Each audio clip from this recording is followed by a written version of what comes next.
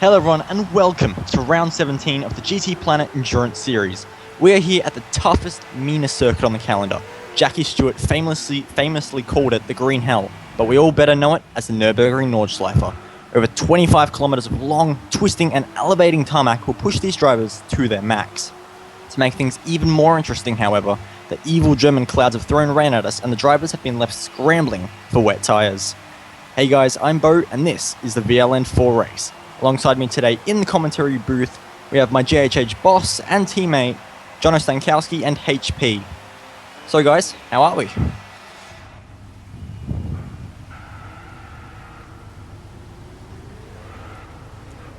Sorry about that. Had a little bit of a mix-up with the microphone. How are you, Bo? Yes.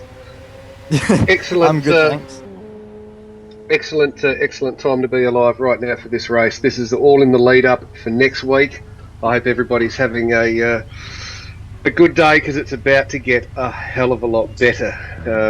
We had a good race last night. Bo, yourself were involved in a provisional win, I believe, at this moment, but hopefully that'll come through as a official victory. But it's all stacking up. This one is all about the GT3s for me anyway. A couple of classes involved, but I'm ready for it. Bring it on. How about you, Jono? Yeah, I'm ready for it. It's going to be a good challenge in the rain, I hope. This Kaz boat's very good in the wet. Let's hope so. Of course, EOL is driving our Green Hell Heathen Kaz boat, as we like to call it. But drivers now just forming their way onto the grid on the back straight of the Döttinger Hohe, as they are still having to adapt to these wet conditions. Do you reckon that's going to affect the drivers much as they head into turn one? Do you think they will have done much wet practice, or? Well, you'd hope so, with it being the Nürburgring, where the weather can change very rapidly in the Eifel Mountains. So, you'd imagine the drivers would have done lots of wet training. I've done lots of wet training, and I've gotten used to Nürburgring in the wet at least. So, it's a very tough challenge, that's for sure. Final cars now just forming up onto the grid. We only have one more car in the pit lane, so the race will be getting underway in just 15 minutes. But what I'll quickly do is just run you through our grid lineup for how they'll be starting this VLN 4 race. So after a little bit of a rough season so far, it's the Venator Racing BMW Z4 that has put the car in pole position with an average time of 7:57.6. So that's a crazy lap time by those guys. And they have just managed by the smallest margins to edge out the SLS of Bitter Rivals Racing, and driven by Greasy and Lineface and the Flash. In third place, we have the Reaper Online Racing SLS, so very SLS-filled grid at the front of the pack. In fourth place, we have the Avalerion Racing car, driven by Pasm, Skyline, Cat 1683. And in fifth place, we have, well, in the third row of the grid, we have the two Nissans, led by TNR Nismo, who I believe have the bomb in the car at the start. I'll need to double check that. And for the 45 Green Hell Heathens, they're starting 6th, and EOL will be starting that car. Do you want to take us through the grid for TCN1, Jono? No, I'm right, you're doing a good job. Alright, just throw it back at me. The 93 will be on pole position in TCN1. That's the Dragon Racing car of D4, Ryzob, Sinister Plague, and Skater 913, who were all out on the Nordschleife yesterday. So a double header for those guys, and it's going to be a busy one for all these TCN1 guys. Second in TCN1 is the Scar Honda with Soccer GT Racing. Not sure who is in the car with him, but I know Soccer quite well from racing him this season, and he's a very quick driver, so he'll be one to watch out for. The 94 of VEC Racing lines up 9th overall and 3rd in class. And that's all we've got so far, but just looking at that grid, it's going to be hard to pick who's going to be the winner. A lot of talented drivers, and in these conditions, could produce some interesting results as well. Indeed, I think if the the weather stays as it is, I reckon one of the two Nissans will get the win today. I think, from personal experience, the GTR is the easiest car to drive in these wet conditions. But anything can happen on the Nordschleife, as we all know. Do you guys have any drivers that you think might shine, particularly in the rain? Obviously, the weather, it's definitely going to have an impact. If we look at it now, it looks disgusting. Nobody wants to drive in this. But you know what? We have to. Not me, of course, not us. We're commentating, but somebody has to drive in this. Those guys out there driving in it, there are going to be people that shine. Who do you think those guys will be? I believe Passon will do a good job. He did pretty good in the Silverstone 12 hour when it was heavily wet, from memory. I'm hoping EOL will do a good job, and I think the TNR Nismo drivers will be the ones to look out for, especially TNR Philo, in my opinion. And in GT Cup, you can't go past danger zone. He'll perform sterlingly in the wet, I believe. For me, I'd probably have to go in TCN1 at least for Iwazir. He's in the 95 Pride Tech car at the moment. Haven't raced with him too much, but from what I've heard from that team, that he's an incredible front-wheel drive specialist. And in these wet conditions, where these cars are going to be, twitching around a little bit, and throttle control, especially in the four-wheel drive cars, is going to be so critical. I think that could be a good factor for him to have, and could even throw that Pride Tech car up the front of the field. He's he's actually an incredible racer, and he's a heathen. Last I heard, his PlayStation blew up, but it seems that he's been required to race with another team. So he's borrowed a PlayStation, I've heard, and he's in this race. But I got home, I massive 800-kilometre drive for me today, and I got home and having a quick look at the qualifying, and I saw his name in there. But last I heard, he was unable to continue in the season, so there's been apparently a catastrophe in one of the other teams, and he's been asked to join in. So keep an eye out for him. That man is very fast. He's also incredibly consistent. Definitely keep an eye on him, because he definitely knows how to drive, and I would suspect in this race you can probably look to see him bringing it home and not starting. I would suspect he'll do the final stint. Yes, those two Schrockbers will definitely be moving up the field with their front-wheel drive capabilities, in my opinion.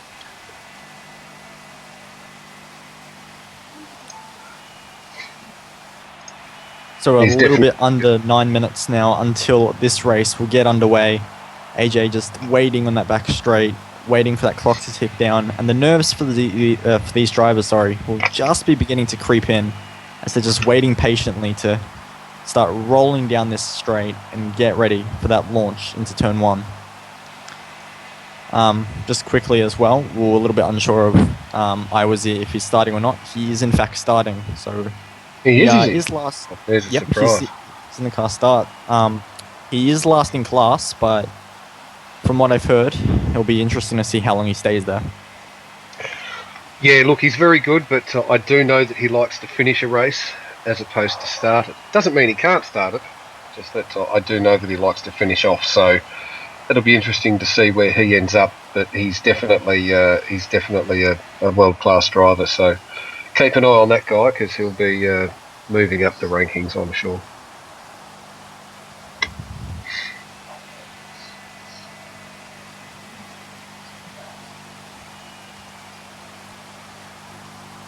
Weather conditions aren't getting any better at the moment. Just for anyone in the YouTube live stream who's curious at the moment, it is in fact a full 100% wet track surface water at the moment. So these drivers are going to be feeling the full effects of the weather at the moment, and will be tough. Everyone's thankfully gone for the full wets. It was slowly building up. The rain was slowly building up when I first joined the lobby. So thankfully no one's taken a gamble on intermediates and everyone's jumped to the safe bet. All good there? Yeah, it's fine. Perils of the job. Sorry, guys, I was firing up the YouTube stream on another device, and well, you heard what happened. But sorry, Jono, carry on. Oh, no worries. HV, maybe you can keep us updated with YouTube comments as well. Any questions that need to be answered? Yeah, that's why I'm firing it up. I'm just having a look now. I'm trying to eat my dinner, but I don't think that's going to work. So I reckon I'll just leave that for later. For anybody wondering, it's a prawn curry with naan bread. And I've had a dozen oysters with chili sauce for entree. We've been live for 10 minutes and you've already started HP. Well done. You know, it's been one of those days, but I'm not complaining about the food.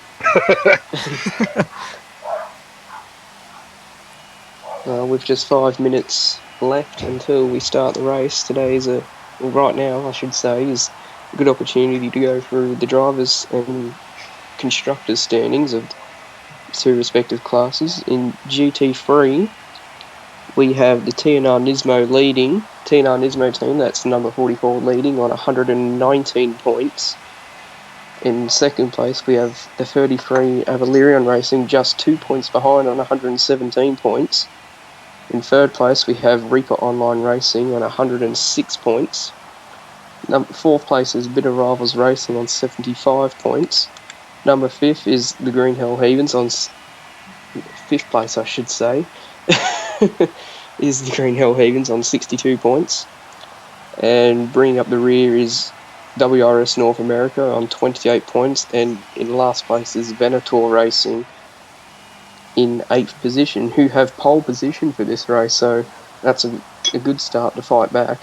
And in TCN1, it is the Scar Honda R team on 43 points in first place. They're lining up second in that class.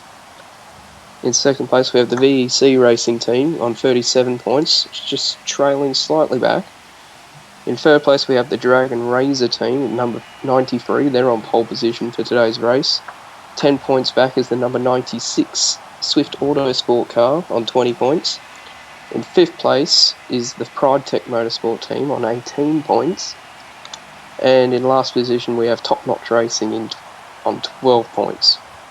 Now, we have 3 minutes to go until the start of the race.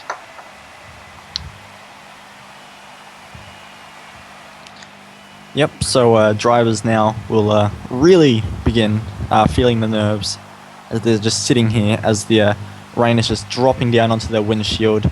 Thankfully, none of these cars are open cockpit, so they've all got a roof over their head, unlike what we saw at the 24 Hours of Le Mans race. So at least they've got that in their favour, but in terms of grip, they won't have any of that, and hopefully we don't see any incidents, but it might be a little bit more prone in these conditions.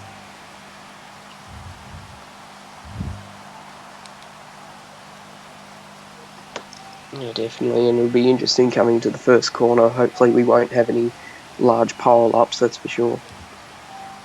It'd be well worth just taking it easy for these first few corners, because that first corner, if you remember in the 2007 European Grand Prix, that was a huge danger area when the huge torrential rain shower swept through the track on the first lap, actually, and then all the drivers except Marcus Winkelhock were caught completely unawares, and several cars, including Lewis Hamilton, skidded off into the gravel trap at turn 1. It was certainly quite an interesting race, that. You know, there were a lot of scary moments as well when JCBs and whatnot were on the track and cars were still well out of control, but that's a story for another day, ladies and gentlemen. There is just 60 seconds until the VLN 4 race is going to be underway. Many cars are firing up their horns. That's a very critical part of any 24-hour race. But AJ now just getting ready to start rolling away in that BMW M4 with the lights flashing, and this race can soon get underway. So Jono, we have to do it. Who's your pick for the race? Who do you reckon is going to go and get that checkered flag at the end of the day? Well, I'm not going to comment on GT3, so I'm going to say Pride Tech Motorsport will get the win in TCN1. Alright. I'm going to say free from bias. I should probably do the same, and in terms of TCN1, just having a look through the grid, I think Scar Honda in that Honda CRZ touring car might be a good pick to go for. They have Soccer GT Racing, who of course is a platinum driver. Soka isn't the only platinum driver in TCN1, of course. GTP Danger Zone is racing for Swift, but that team looks very strong, and I think they may be the ones to beat in this class. So, the car's now beginning to roll down the hill at the very slow 60 kilometers an hour. Tires will be really cold from sitting on the grid for so long, but soon it's going to be a fury of action as they all head towards the downhill tight right-hander, that is turn 1. Some cars just doing a little bit of weaving, which isn't quite allowed, but for the majority, everyone's staying single file. Wipers are on. They're doing all their final checks, doing comms checks, doing everything they can to make sure they are prepared for when this race bites. Because this race and this track will bite. It's one of the toughest there is, as I said, and every driver is going to be very cautious. Unlike all the other tracks where it's just you, the opposition, and the stopwatch, you have to watch out for this track. It's its own competitor, and it will bite. The pace car is in at the end of this lap, and there is no overtaking until the line. The driver's now getting ready, just trying to get on the power as soon as they can. We are under D. Griffin 28's control in that glorious BMW Z4. The green flag is called, but he doesn't have to go yet. When does he go? He's gone. Green flag. He has got a fantastic start. Green L's cannot quite hold up with him. And that's a fantastic start as well. For De Bomb, he's going to look up the inside of the Avalerion Racing R8 into turn 1. Can he pull it off? They're just getting ready for the brakes now. He doesn't quite get it. The Audi, very good on the brakes. And EOL is having a little look around the outside in turn 1. Can't quite pull it off though. So it is the BMW that still leads from the SLS. BMW getting very out of shape there as he goes through the GP section. The SLS just doing everything he can to hold on now, but unfortunately can't quite get a move done. So it's BMW, Mercedes, Audi, Nissan. The BOP working perfectly as Glenn Owls in the SLS gets all kinds of out of shape. And he's going to have to watch out as De Bomb now goes up the inside on Skyline Cat 1683. Can he pull it off? He can. The cars are side by side, very squirrely. But the Avalerion Racing R8 does manage to hold on around the outside. So that's a fantastic job. As it looked like De Bomb had the move nice, sold and sinkered. But unfortunately, he couldn't quite get that mid-corner traction. And the R8 managed to bite back, Jono. Yeah, more grip on that outside line. De Bomb was caught up on the slippery inside line, so the Avalerion car was able to hold it around the outside and hold that position as they head up towards the Schumacher chicane. Apologies, my stream is rather jittery, so Bo, you're going to have to take the lead on this one. No worries, mate. Although in I terms can of see the TCN1, Z4 is way ahead. yeah, the BMW's done quite the runner. It's a fantastic start at the moment, and he's not alone. The TCN1 leader, Sinister Plague, who is... Oh, he's hit the invisible wall at the GP, at the Nordschleife entrance. So, unfortunately, the leader, I was just about to comment, he was doing fantastic and had a 3-second or so gap. He has hit the invisible wall. That is engine damage to his car. Oh. So, from the highest of highs, it's now gone to the lowest of lows. And that's a huge mistake from that car. That's going to cost them an enormous amount of time with hitting that invisible wall of death as the Avalerion Racing team gets a little bit out of shape. But yeah, the leader of TCN1, or was the leader of TCN1, is, well... Oh, the Avalerion Racing terrible... R8 goes hard into the wall at the entrance to Flugplatz. He's now getting passed by every car. He just about manages to hold on to it. Doesn't look like there's any damage, but he has dropped behind all the Nissans now. And he has fallen out of the trolley train of GT3 cars that we had going. Sorry to cut across you there, Jono. It's fine. Well, that's what I was talking about before. Drivers are just going to have to take it easy in this first lap. They can't take too many risks at the start, otherwise they're just going to completely compromise their race from lap 1. And as you said, 2 cars have already compromised their race on the first lap. Well, we have quite the trolley train now coming through the Arenberg section. And this is incredible. In my GT Cup race yesterday that I fortunately started from pole, the field spread out very quickly, but these GT3 drivers, they're hanging on to each other for dear life. De Bomb is having a little bit of a look at the black SLS of Glen Owls, but can't quite get the move done yet. But the top four at the moment, D Griffin, Glen Owls, De Bomb, and EOL, they're all incredibly close and doing an awesome effort. Skyline Cat in the Avalerion racing car that had that little moment just before Flug parts is just falling off the pace a little bit, so I'm wondering if there was a little bit of damage he got that isn't quite being picked up on my screen. As you can see, Pedro's all over the back of De Bomb coming through this particular section. They're all nose to tail with the Z4 about a second ahead of the that black SLS and the two GTRs. Unfortunately, Sinister Plague in the Dragon Razor Racing Lexus, who hit that unfortunate invisible wall at the Nordschleifer entrance, has suffered even more issues along the way. And now his entire left side's gone as well, so almost everything in his car is broken now, apart from the rear right. So just coming towards Metzgersfeld now, it's going to be a very long lap for him, and he's already fell way off the pace of the other TCN1 cars. Yep, so that'll be him down into last place for sure at the end of this lap. He'll have to come into pits surely, as all that the 42 gets a little bit out of shape there. So just heading towards the back straight now, as I like to call it, but it's not a back straight at all. It's completely curved and can cause many accidents, as I found out the hard way in a league race before. So they're now coming back, and they can take a little bit of a rest at this point and just get their bearings and think, okay, how am I... For D Griffin at the moment, it's going to be, how can I pull away from these guys behind me? They've got my slipstream. How can I break that slipstream? How can I do a runner on these guys?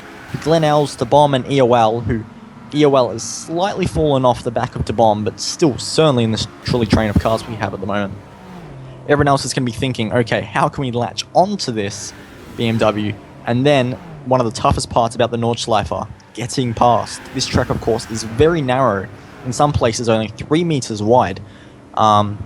So these drivers are going to be very, very careful on where they choose to pass, because we have seen a few silly errors, unfortunately, in this series, with drivers just getting a little bit impatient. But at the start of a 4-hour race, these guys, so far, are all doing fantastic and hanging on to each other at the moment as they go through the famous carousel section. The BMW slightly misses it, and so does the Mercedes, but the two Nissans hook onto the carousel perfectly, and even though it's just one corner, it really can make 1-2 seconds if you can nail it perfectly and someone goes wide. Yes, definitely. For a tough qualifying session for the 32 and the 43, they're gonna have to push a little bit harder than the group in front, as the number 42 flashes his beams at the BMW. After a tough session, they're gonna have to fight a bit harder than these cars just to try and catch up to try and close the gap in between their cars, as we definitely see the Bitter Rivals, the Reaper Online Racing cars being held up by Venator Racing and that BMW. The SLS looking much more comfortable in these wet weather conditions, with De Bomb just behind. Well, you've put the commentator's jinx on him pretty quickly, as Glen Owls, who was looking quite comfortable, has got very squirrely in the last few sections, and De Bomb is all over the gearbox, and EOL has joined back. D Griffin probably has an 8-9 of a second gap now, as De Bomb gets very close to the back of the Mercedes, who is now looking very out of shape. But the two Nissans and the Mercedes now are locked together, so this might just be the break that D Griffin was looking for, as D Griffin there just uses a little bit too much curb and almost spins the car, so he's lost a little bit of that lead he was just given. So unfortunately, it looks like for him, that little chance that he had unfortunately hasn't quite paid off, and he's going to have to work hard yet again. Yeah, it's been a cautious first lap from the top 4 cars here. Like you said, with the Venator Racing car just a little bit ahead, but making a few minor errors as De Bomb gets very much out of shape through that section. Ooh. Need to brush up a big moment for the corner names. Big moment for the two Nissans there on the mini carousel as both the bomb and EOL get very, very sideways. Haven't lost too much time, but now the cars come onto the Dodinga-Hohe straight, and who is going to have the biggest grunt? And the Mercedes has got a fantastic run out of that corner. He's going to go side by side with the BMW, but the Nissan, oh, he's going to join into this fight as well. He's in the slipstream of the BMW, and now he pulls out alongside. He's side by side with the BMW, and now he's in the slipstream of the Mercedes. Can the Nissan of the Bomb 330 go for 2 and 1? Unfortunately, the Mercedes just has a little bit of legs on him despite the slipstream. But that Nissan of the Bomb is eating these guys up by themselves down that straight. Unfortunately, the second Nissan, of EOL is falling back just a little bit down the straights, but he has made it back up, coming into the final section of Tiergarten. And well, as we start the start-finish line at as we start the second lap, my speech has already gone. It looks just like it did at the start. All these cars are all grouped together, and if this goes on for 4 hours, we might need a couple of drinks of water. Not sure our throats can handle this. Yeah, Pedro will be ruining his poor run through the Galkenkopf, because he could have benefited the most out of all that battle on the Dottingerho. He could have had a quadruple slipstream, but unfortunately for all of them, the positions have remained the same, as the Nissan and the Mercedes go very deep into turn 1.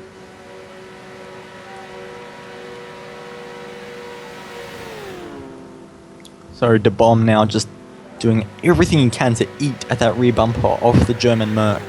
The Merc's definitely one of the longer cars, and the Nissan is certainly a little bit top heavy as well. So these two both have their own advantages and disadvantages, as they're now just coming down to the straight on the GP circuit, as they have slowly begun to ditch the 3rd and 4th place car of D. Griffin and EOL. So definitely something to look out for if those two cars in particular are struggling through the GP section. Yes, and in TCN 1 we have the Swift Autosport Scirocco battling very hard indeed with the, I believe that's the number 94 Lexus. Yes, they're having a very titanic battle into turn 1. Ooh. Just quickly, Swift Autosport. Sorry, bro. Sorry, just to cut across you there. D. Griffin has had a little bit of a spin coming onto the Nordschleifer, and unfortunately has lost 3rd place in a podium to EOL. So our Green Hell Heathen GT3 car that is a little bit of a boat is definitely sailing all right at the moment, and now made his way onto the podium. That's good. So that car that lost it, that was the Mercedes, was it? Nah, the BMW, sorry. The BMW. Oh, so he's dropped from 1st to 4th, it would appear. We have HP back. He's finished his tea and whatnot, and HP, what do you have to say, man? Hello, yes, look, and it was amazing. That prawn curry, highly recommend it. Most of you won't get a chance to try it, but it was good. I have a surprise for everybody. I know there's a bit of action going on track, so we're going to try and intersperse some commentary with the surprise that we have here. We only have literally 10 to 15 minutes to get this done. It's with a great honour that I introduce one of my teammates, Bo's teammate, Jono's teammate, and all the other heathens. A teammate of ours.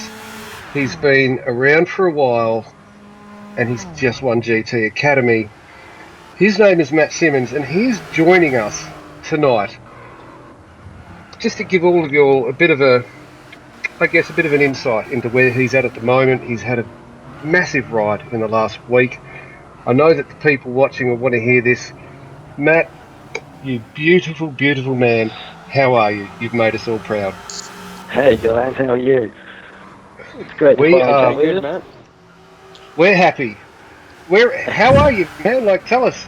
You just landed back in Australia. You're in a hotel room in Melbourne right now, aren't you? Yeah, well, my life is about as exciting as the start of that race, I think. It's been one big whirlwind since I got home. Been plenty of support and messages from everywhere across the simulator world and the real world. And yeah, I'm currently sitting in a hotel at the moment, and I've got a big media day planned tomorrow with Nissan Australia and Nissan Motorsport, and just ready to kick it all off. It sounds good. Listen, a week or two ago, you were a postie. You were delivering mail. Yeah, it's very, very much hard to believe that. Yeah, a couple of weeks ago, this was all just a dream, and now, a week of hard work and really fun competition brought out the best in me, and everything went to plan, and the dream came true. I now have a racing contract with Nissan. Couldn't ask for much more. I think that those of us that know you, we're still amazed, but we're not shocked. We knew you could do it, but it's still a massive achievement. It's not every day that you know somebody who does this sort of thing. So, I mean, even we're surprised, man. Yourself and your family, they must be very happy, but still in a state of shock. And wow. Yeah, absolutely. Everyone's completely shocked. No one's quite comprehended, even including myself. I still wake up grinning at what I've done, and I'm getting pretty sore cheeks at the moment, to be honest. But it's definitely worth the whole experience, even if I hadn't have won. Definitely the bonus is the contract, but the experience itself is a once in a lifetime opportunity. So to go there and grab it with both hands and then walk away with the contract, it's just amazing.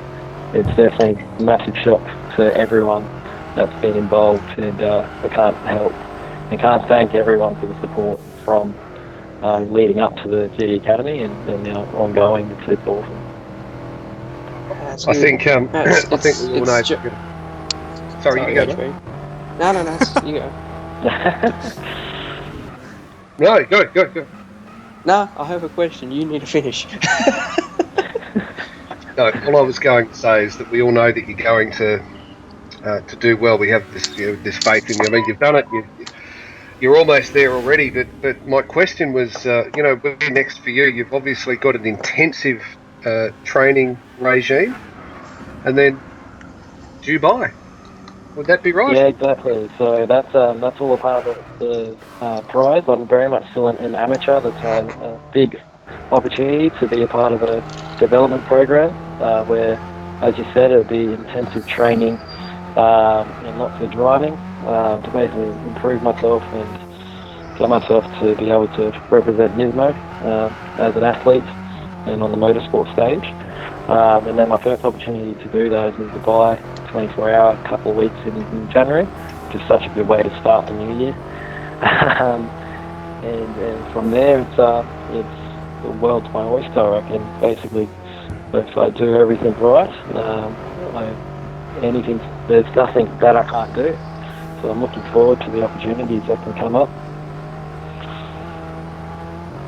I agree completely. Jono, did you had the question fantastic. There? Sorry, but I was going to take you back, Matt, to the that final race. You lost the lead at the start, but you got it back ahead of the Ryan Lynch, the American driver, and you're battling hard with the Turkish driver, swapping positions left, right, and centre. Then the car begins to overheat. What was going through your mind as the car began to struggle for pace? Well, it was definitely a hard point in the race because, the first half was really exciting. I made that error at the start, and Ryan got past, and at that point, I come into the next corner. We both kind of excitement and nerves kicked in at that point, and we both missed our braking markers. Fortunately, I was able to pull up the car, and he did a mighty job of effort to not spin. But Turkey maximised both of our errors and got the lead. Battling with him was awesome. He was definitely one of the best guys I've ever raced against. He gave us plenty of room, and we were fighting hard. But unfortunately, when I did get in the lead, I actually was comfortable. I felt like I could pull away, and then but I cursed this feeling like you can actually win this thing, and the car decides to feel like the handbrake's on, and started losing power and acceleration. and I wasn't sitting back very much for Turkey, and I definitely had a mix of emotions. There was definitely a lot of words going in my head that I thankfully didn't say in the car as the GoPro was turned on, so I'm very happy about that. But very much there was a feeling of devastation that I did very much feel like my dream had disappeared, because Turkey was doing a wonderful job on track, and I just didn't know what much more I could do at that point. I very much thought of what I could do next, and that was to try and control the car and hopefully get the car back to normal operating temp, and then hopefully try and battle my way back. But that wasn't to be, unfortunately. I believe the car went into limp mode, so I was just basically a passenger for the longest 4 laps of my life at that point. And I was just happy to at least be a part of the race and end up finishing the race and still being on the podium. So still feel like I achieved something, but was very devastated on what I could have done, and that was win the race. Yes, well, bringing the car home in P3 with such a problem like that's certainly an achievement that shouldn't be understated. I mean, you could have continued to push hard and then break the car, and it could have been all over there and then. So you definitely did a good job bringing that car home. Yeah, it was definitely the hardest thing I had to do, but that's motorsport. You're going to have those mechanical failures. You're going to have those, so you're going to try and manage them the best you can. So I just had to do that because I really, really wanted to finish the first race I've ever competed in. I didn't want to have a DNF to my name. So I was just fortunate that I was able to be a part of the whole race to start with because of my efforts during the whole week to get myself to be Team Australia champion. And then, finishing third. So at that point, I had no idea if I was still a chance. I was hoping I was a chance with what had occurred up to that point. But it was definitely a long wait until the news came that I became champion.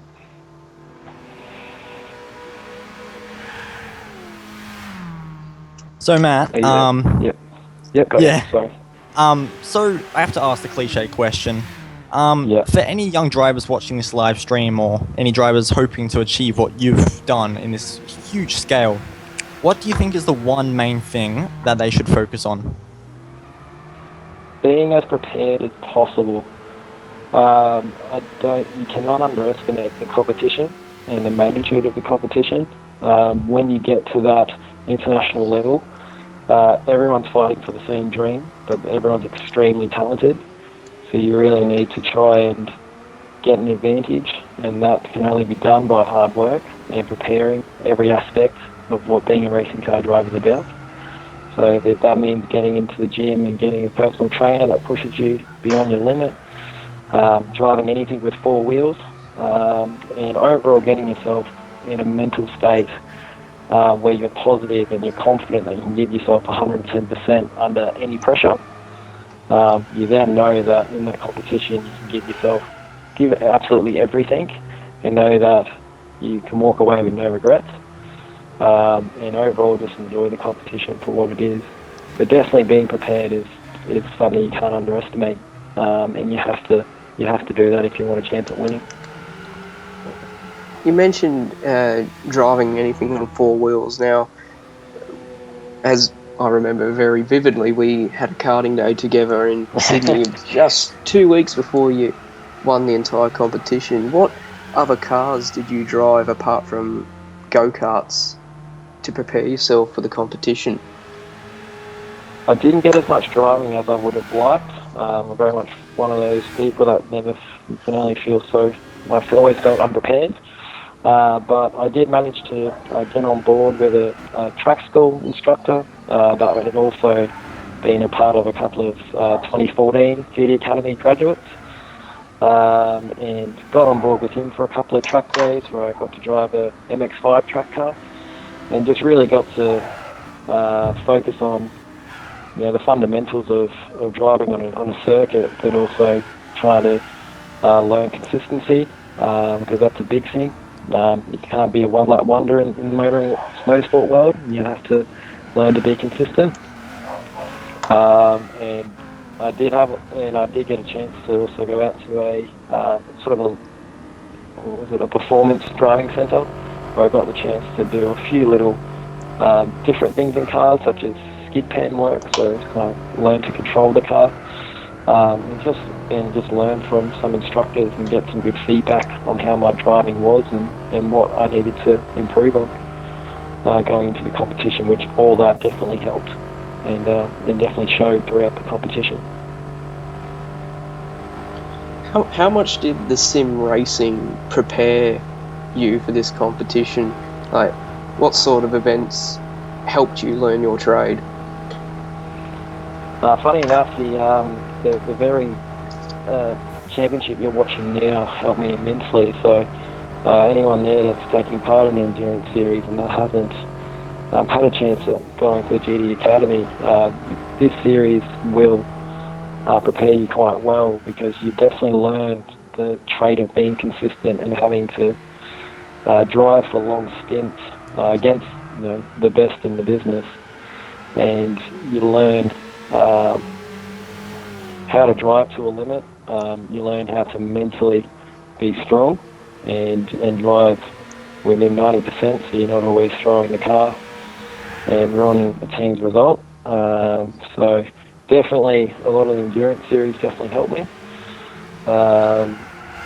And just overall, just getting out there and driving lots of different cars on different tracks, especially focusing on Silverstone tracks, definitely helped me when it came to the final race, because we didn't see that track until the final day of the competition.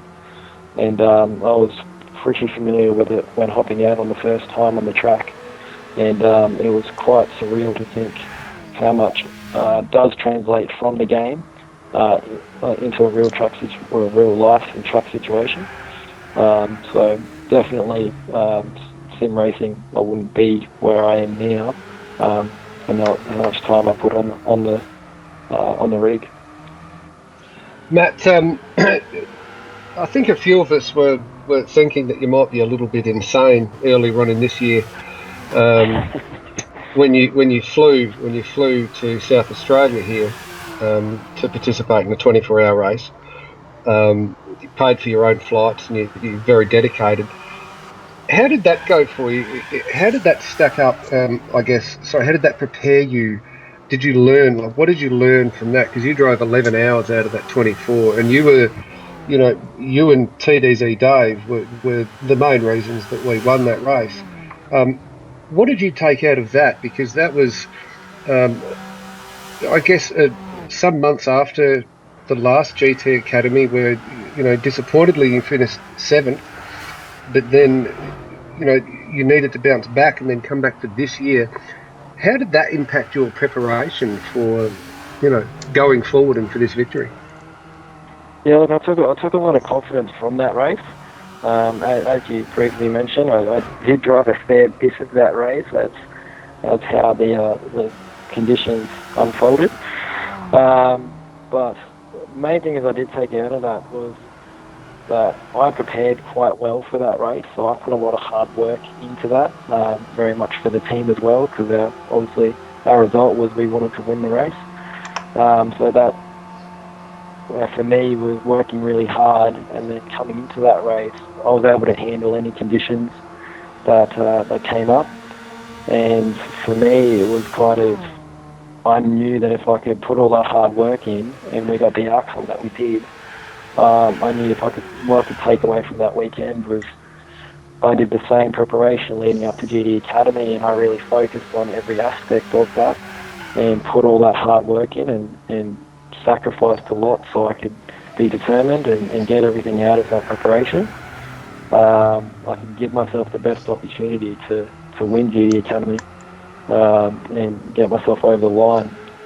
And fortunately, I was happy enough to be able to peak at the right time. But that was definitely one of my most memorable races for being one of my very first 24-hour races, and to obviously have a great record and take the win. But I definitely took a lot away from that. But the way I prepared, the way I performed in there, I could definitely use that method into GT Academy, which I definitely did. That's awesome, and I hope that all our listeners out there, I know that we're all GT Planet members. You guys can do this. You can absolutely do this. This is something that is not beyond your reach. You can absolutely take inspiration from this, as with all of the previous winners. It's not just the domain of the aliens. If you put in enough hard work and determination, you can make this happen. And I think that certainly somebody that's known you personally, Matt, something I can take out of it. I won't be trying. I'm 38, so it's certainly it's not for me. They won't take me. But for all you younger guys out there, definitely something that you can do. We know that you have limited time, Matt, so we're not going to keep you for too much longer. Plus, we know that everybody wants to, I guess, get back to the race, which we've detracted from a little. Although we do know that everyone's hopefully enjoyed hearing from you. I did ask the YouTube channel for a question. Said I'd only take cool. one. I do have two, but they shouldn't be too long. So let me just start here. Question here from RCB929.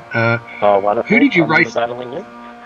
Yes, he's racing for us next week as well, in case anybody wonderful. wanted to know. There's an announcement for you. Who did you race against on GTPlanet that you think could be a future GT Academy champion? So not the people in GT Academy, but out of all the races you've done, who do you think? That's a really good question, to be honest. I'm not really sure on who's eligible, so it's a bit of an early call, but I do remember racing RCB, and firstly, to answer the question, would probably be my first nomination on someone that was definitely had the skills, and he had a lot of the traits that you can see in the endurance driver, just on a simulation world, that could definitely apply to GE Academy. So he would definitely have to be my first choice. He would definitely have to be it. So I'm not sure who else is eligible that I'm aware of, because I remember battling very hard with R. Clark 83, but I'm not aware as to whether he is an actual graduate from international or the race camp side of things. But I think he was a final. I think he might have been a finalist. He's definitely very good. All of our listeners will know Arkley, and he might even be out there. I think I'd be surprised if he wasn't listening. The next question was, hang on, let's manage to re-scroll. What will Matt do with his first race win to signal us on GTPlanet that he knows we are watching and supporting him? Oh, I was hoping I could have done that on my very first win race last week, but I didn't go the way I planned. Well, now's an opportunity to have a predetermined signal, I guess. I have no idea. He's kind of stumped me there. I'm definitely going to think about that, but there'll be definitely something that I definitely will be recognition to GTPlanet.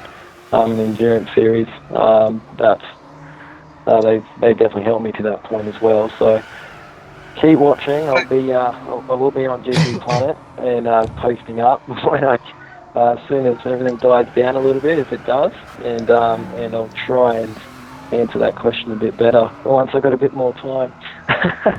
Why don't you take it on notice and you let us know? You've got a little bit of time. Listen, Matt, you're going to be very busy. You already are very busy. On behalf of everybody at GTPlanet, on behalf of the Green Hill Heathens, on behalf of GTPlanet Endurance Series, AJ, everybody, thank you so much for coming. And really, we all wish you the very, very best. We know you can do it, and we're just all going to just sit back and enjoy. And you better believe that when it comes to Dubai, you're going to have a lot of support, my friend. So thank you so much. Is there anything you would like to, I guess, any advice to any future GT Academy aspirants, or anything that you'd like to say to the community at large before you head off? Definitely thank you for having me tonight. I wish everyone all the best in the future races for the rest of the year. I definitely will be watching on with interest. We'll obviously be a bit partial to Team GHH and now Nissan. But a big thank you to everyone. I haven't had a chance to obviously say thank you to everyone that has sent messages through to me on congratulating me on my efforts. I do just feel like someone that was able to chase his dream and achieve it. So I'm always so happy with all the support that comes through. To anyone that wants to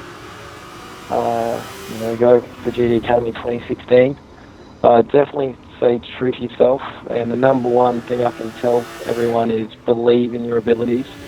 It doesn't matter how much you prepare. It doesn't matter, I guess, the preparation. It just comes down to you need to believe in your own abilities. And when the time comes that you need to showcase your skills, if you believe in them, it'll come out. And just always give it 110%. Doesn't matter what you do, give it yourself 110% and you'll have the best chance that you can to make your dream come true. But I look forward to showing my journey on GTPlanet and trying to share it with everyone.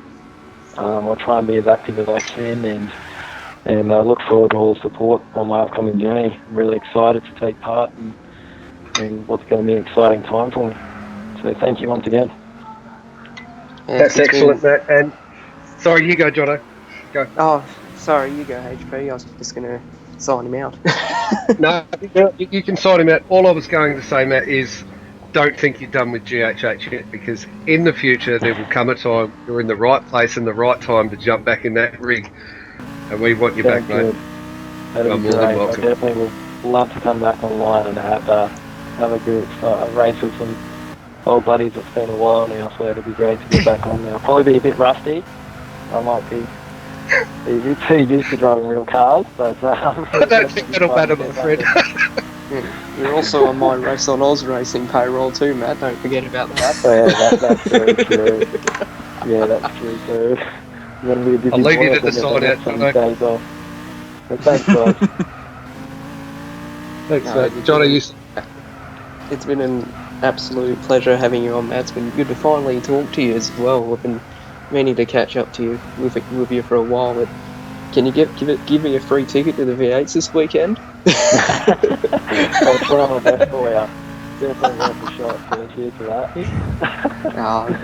Definitely try and make my way down to Sydney Motorsport Park this weekend to catch up with you. But it's been an absolute pleasure having Mint_GTR on with us for the VLN fall broadcast, and we wish him all the very best for his future racing endeavours with Nissan Motorsport. And you got any last word, Matt, before you sign out?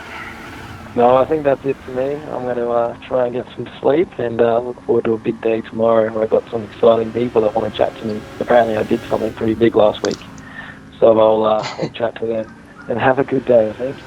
So I wish you guys all the best with the remaining of the race. Enjoy it, mate. You absolutely 110% deserve it. Thanks, mate. Cheers for that, guys. Thanks, mate. See you, mate. See ya. Now, Bo, since we've had Matt on, it's been a definite good sign having him on. He's been a good omen for the two Nissans. Now they've taken the lead with TNR Nismo in the lead and the Green Hell Heavens Nissan in second. What else has been happening in the GT3 class? Well, yeah, so Glenn Owls in the 42 Mercedes had been holding on to the lead when Matt just came across and joined in. But since then, he made a little mistake under braking after the big straight. And unfortunately, lost the lead to the bomb. And coming through Flugplatz on the next lap, he just went a little bit too hot into the fast right-hander and went onto the grass. And it meant EOL had to do a little bit of avoiding of the out-of-control 42 car, but he was successfully able to do it. So the two boats, driven by DeBomb and EOL, two very experienced competitors, they're now 1 and 2 at the moment, but hasn't been plain sailing for everyone though. D. Griffin in the, I believe it's the 32, I'll quickly check that, 36, sorry. The BMW that started this race from pole position, big damage to all sides of his car except the rear left. So unfortunately for them, a race that started out looking so promising for them, it's completely backfired on them, and well, they're just entering the pits now after a lap longer than 10 minutes, which for a GT3 car could be a very rough journey back for those guys. Indeed, and what's been going on in TCN1, have you noticed, as well? Any changes to the lead there? I've been a little focused on the GT3 side, but at the moment it's GTP Vipond. At the moment, I believe it is. Is that correct? No, it's not. Good for me. It's Sinister Plague, actually, who has the quickest lap of all the TCN1 cars, but of course, they're recovering after hitting the infamous invisible wall entering the Nordschleife, so they're definitely pushing to make up that ground, but haven't quite been able to do it just yet. Just quickly trying to find the leader.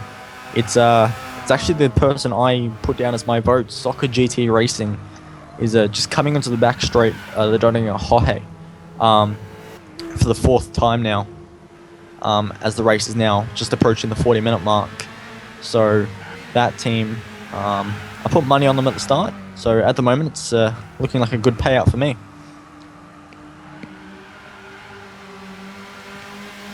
Yes, and as I predicted, the two Nissans have taken the lead, so I should have put money on that as well. I'll Now, have you got an update on the gap between first and second at the moment?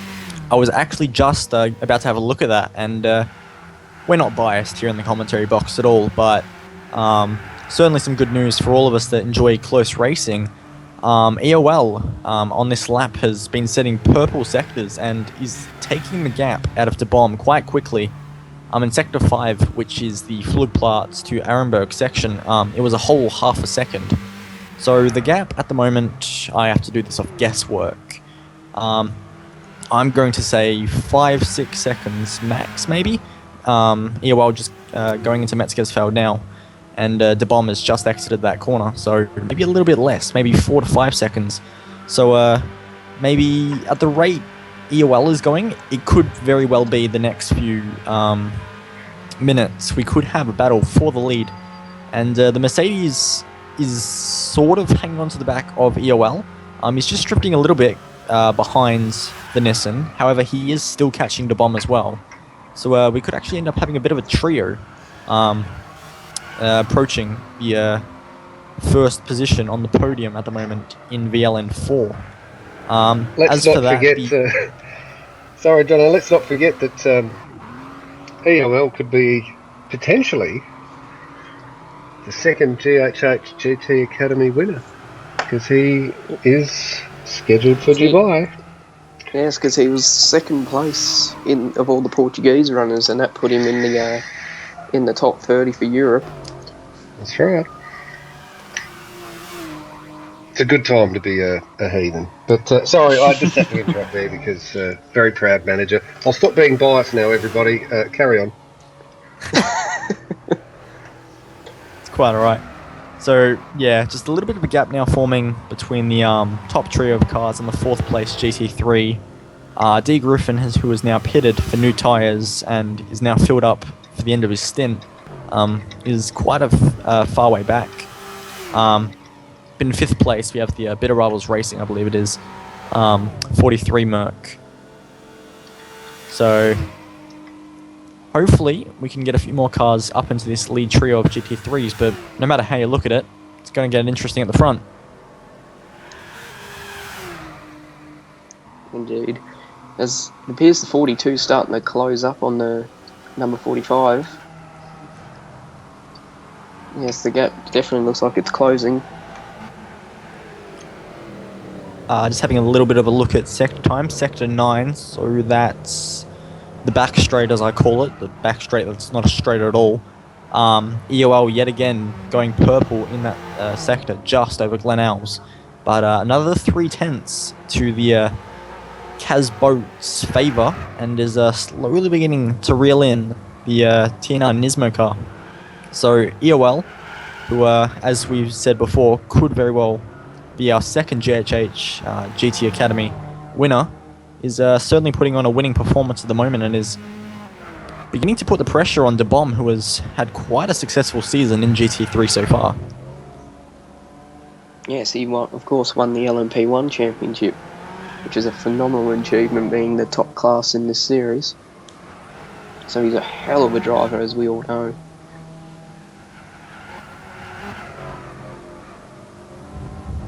HB, you're extremely experienced in these sorts of conditions around the Nürburgring. What would you be telling your drivers at the moment? Normally, if it's, I don't want to give too many trade secrets away, but if I've got a driver who's driving in the dry, I want you to make sure that you're staying consistent and you're staying safe. Now, that's my way of saying something else, but I don't want to give too many secrets away. If you're driving in the wet, then you need to be playing it extra safe, because there are so many different variables when it's dry. When you add the rain, you've got a lot more variables. For example, 10% wet versus 20% wet versus 30, 40, 50. Then you get up to 100% wet. Not everybody can drive in that. If you're out there and you can drive in 100% wet and you can maintain consistent pace, you're a man I want in my team. Or a woman, by all means. You're somebody that I want, because it's not easy. It's very hard, and it's very hard to do it consistently. And as a team, it's hard enough to get one person to do it. You get 3, 4, in this instance 2 people to drive in poor conditions consistently is incredibly hard. So my advice, hold back.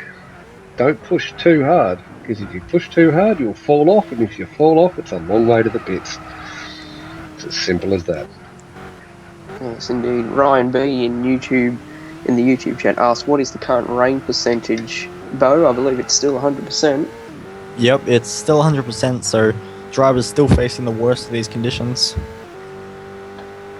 Yes, and that also adds a whole different variable, as HB was saying, because even though it's raining, the tyre wear is a little bit reduced, as the wets have a lot more durability than the grippy slicks. However, your fuel consumption is increased dramatically, as you discovered, HB, in the Core N24, didn't you, with a rival team, shall we say.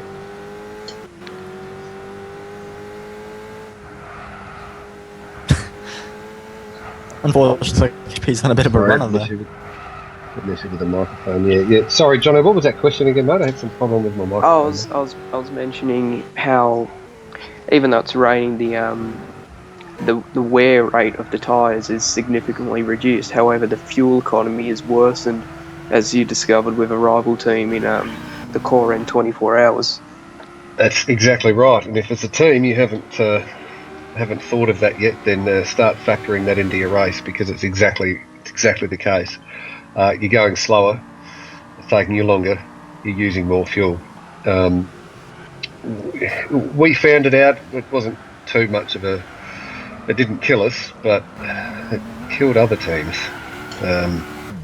You really need to look into that, because it's just one of those variables you don't think of when you're looking at everything else.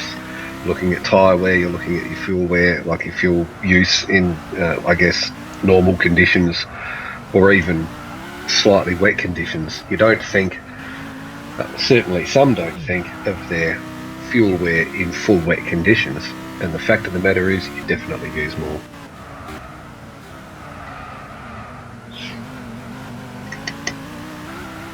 Just question sorry, go. I just noticed in the YouTube chat someone was asking for GT3 lap times, and at the moment, on that last lap, it was EOL who was quickest with an 8:58. But majority of cars for fastest laps and last laps are floating around the high 8 minutes and low 9 minutes. So there you go. Who do you guys think? Obviously, we've had, I guess, throughout the season, we've had drivers that excel and that were expected to excel. Who do you think's, I guess, the dark horse driver of this year? Somebody who you didn't necessarily think would do as well as they have. An unknown, I guess, or an unexpected. Oh, no, hang on, we have a driver change. Sorry, guys, I'll interrupt my own question there. We do have a driver change. We've got the Bitter Rivals Racing guys. The Flash has left the room as Elvis left the building. We would expect either greasy. Not sure what their driver makeup is for this race. It's either going to be greasy or lion face. That will come in. Dark Just horse of the series. Oh, sorry, mate. Yeah, can I quickly interrupt there? Third place SLS, who was hanging on to the two Nissans, has now found himself, after his first pit stop of the race, found himself with a face full of arm coat and is now damaged and, well, just heading towards Arenberg. He's got a long way to go, and that was very loud. Oh, big damage! With his damage he already had going towards Flugplatz and Arenberg, he went off the road at high speed and now has damaged every part of his car except the front left. So what was a little bit of damage has snowballed, and now huge damage, and yellow flags are out.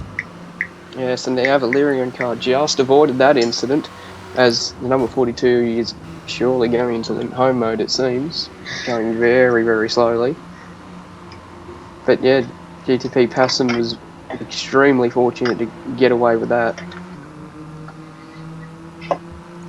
That basically means it's a two-horse race at the moment up front with the two Nissan GTRs. They're quite some distance ahead of Avalerion, as Lineface joins the room to take over from the Flash. Was it just me, or was that a long driver change? It did. That was a very long driver change. That was probably 40 seconds, I would imagine. 30, 40 seconds, maybe even more for a driver change there. So I'm not sure if that was network incompatibility or some other issue there, but we all know, it's a fine art getting the driver changes right. You've got to get the timing right. A lot of these guys are communicating via various different social media platforms. Your Facebooks and your, I guess, what's the one we use? I'm having a classic of Australian mind blank here. It's been a long day. No, it's Skype. Sorry, Skype. Yeah, Skype or Facebook.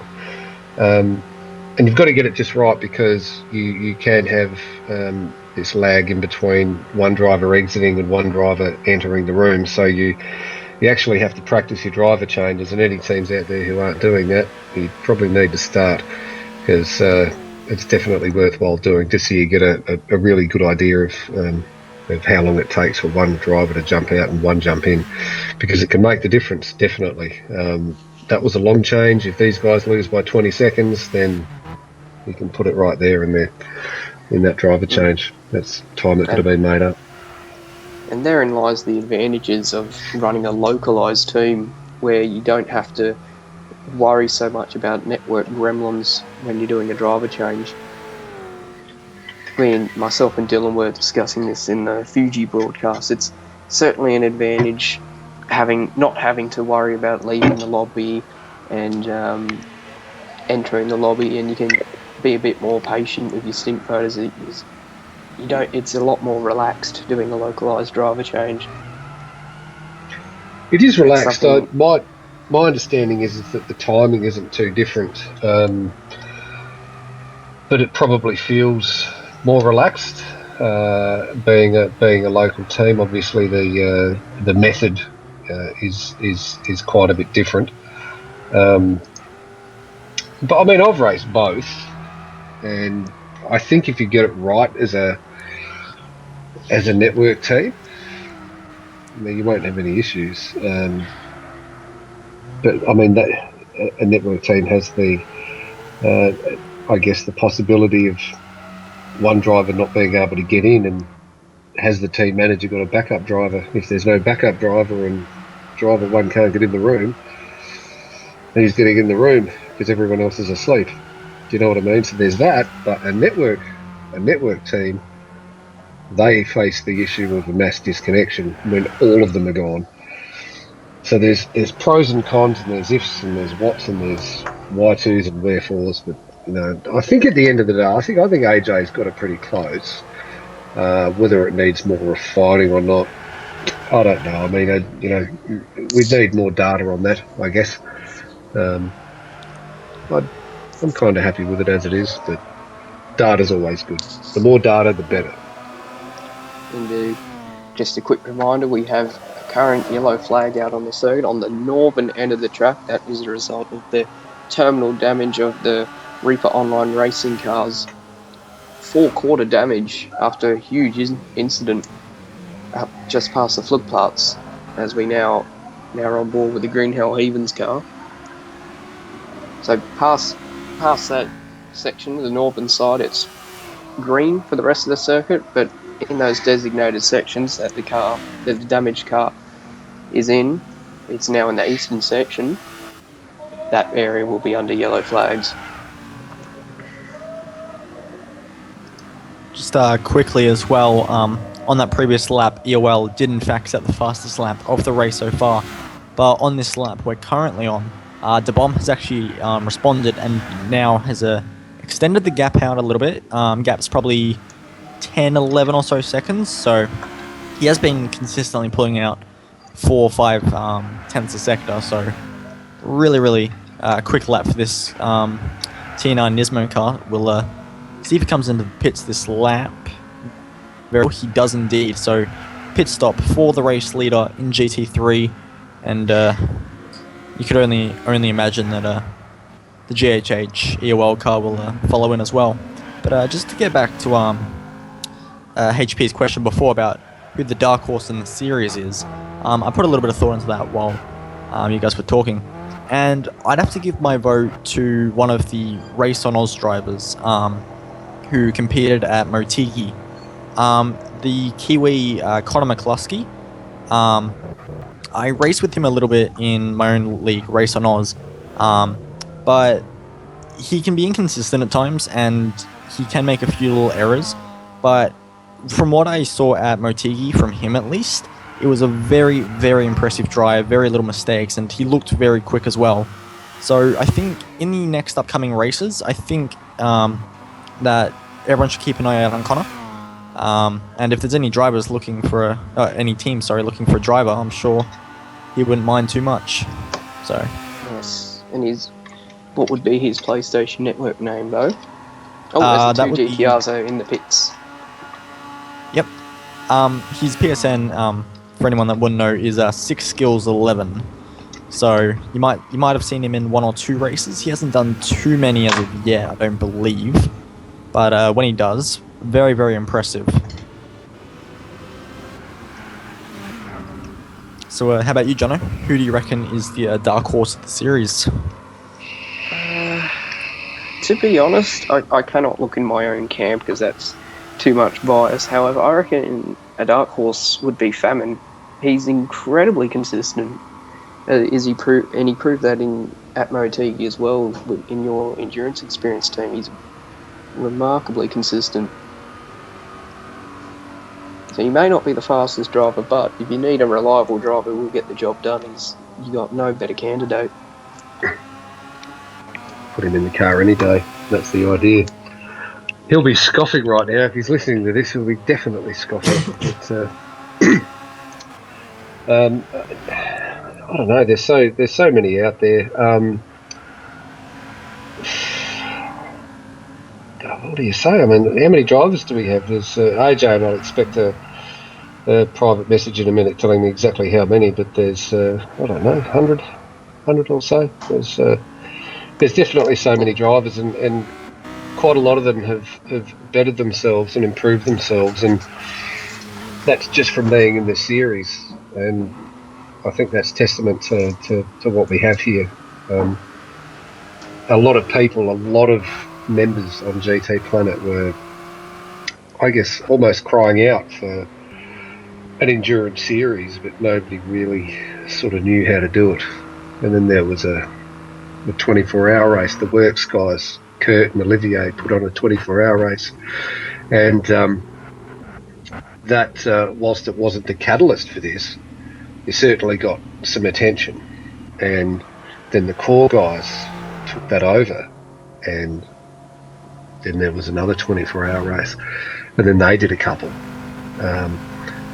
and now we have this. We have this natural progression of endurance races, and so AJ's taken that, and it's not just 24 hours anymore. It's 24 hours, it's 12 hours, 6 hours, 4 hours, and it's gone from strength to strength. we have live streaming commentary, which a few years ago didn't happen. I mean, we look at it now and we feel that it's just always been that way. It has not been that way. It's been through the hard work of some individuals working as a team, but also the community for supporting it as well. So everybody involved in this, whether you're just watching or whether you're racing or whether you're part of the organising team or whether you're a steward, don't forget those guys, man. I mean, the stewards are where it's at as far as I'm concerned. They definitely need a pat on the back, and make sure you give them one on the forums when you see them. That's Pilster and Little Regret. So the future for this series and endurance racing is bright. And it will go from strength to strength from here. It's still in its infancy. We're still only looking at a very small period of time, and this has come to fruition. So there is a very bright future here. And I, for one, I'm stoked to be a part of it. Glad to have a team. Glad to be working with good people, not just in my team, but all of the other teams, all of the supporters. It's amazing. Can't wait. It's certainly a series that's gained a little bit of attention in terms of how big it is and how it's growing as well.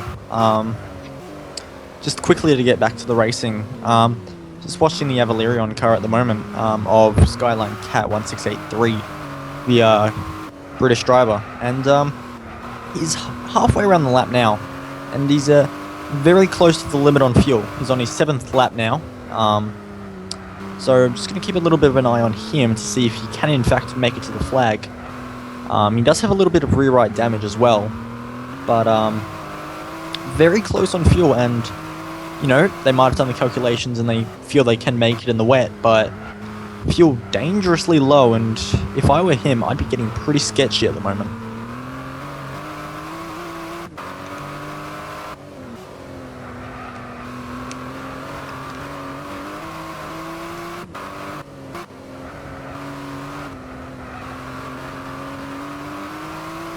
You'd think the commentary was broken. It's not. That was an awkward pause.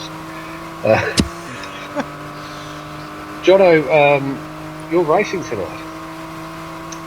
He is, and he's currently setting up his equipment and whatnot for his stint, so he'll be back in 5 minutes. 5 minutes, okay. Well, when he comes back, we will get an insight into not his strategy, because that would be inappropriate, and I don't think the team boss would approve, but his thoughts on about to get into the car. So yeah, more than happy to do that. But interesting that I guess the way that the race is turning out. Where do you think it's? What sort of path do you think it's going down here, Bo? It being a keen motorsport enthusiast, you've got a good eye for this sort of thing. Well, unfortunately, I'm just going to base it off what I've seen in the other GTP races, and unfortunately, I think this one, just looking at the weather and whatnot, I think this one may stay wet all the way to the flag. So unfortunately for these guys, I think they're going to be slipping and sliding all night long. It will begin to get a little bit dark towards the end of the race as well, so rain and nighttime, well, not nighttime, but dawn, it'll be very tough for these guys. So definitely going to be a challenge for them, but everyone handling it like champions at the moment, and certainly going to be interesting to see who these drivers have, in terms of strengths in their team, have put in the car at what point, if they're putting their fastest driver in first or second, as most teams are running with 2 drivers this race. Some are running 3, but most 2. It seems like it could get down to not strategy, but who's done the most work in the wet in the lead up to this. That could be a huge factor, especially in a short race. It's 4 hours. It's relatively short. We've got a 24-hour race next week, so we won't beat around the bush. It's a short race. We've got a relatively short race, but with this weather, anything could happen. So it's going to be the team with the most consistency in this in these wet conditions, I think, that takes it out.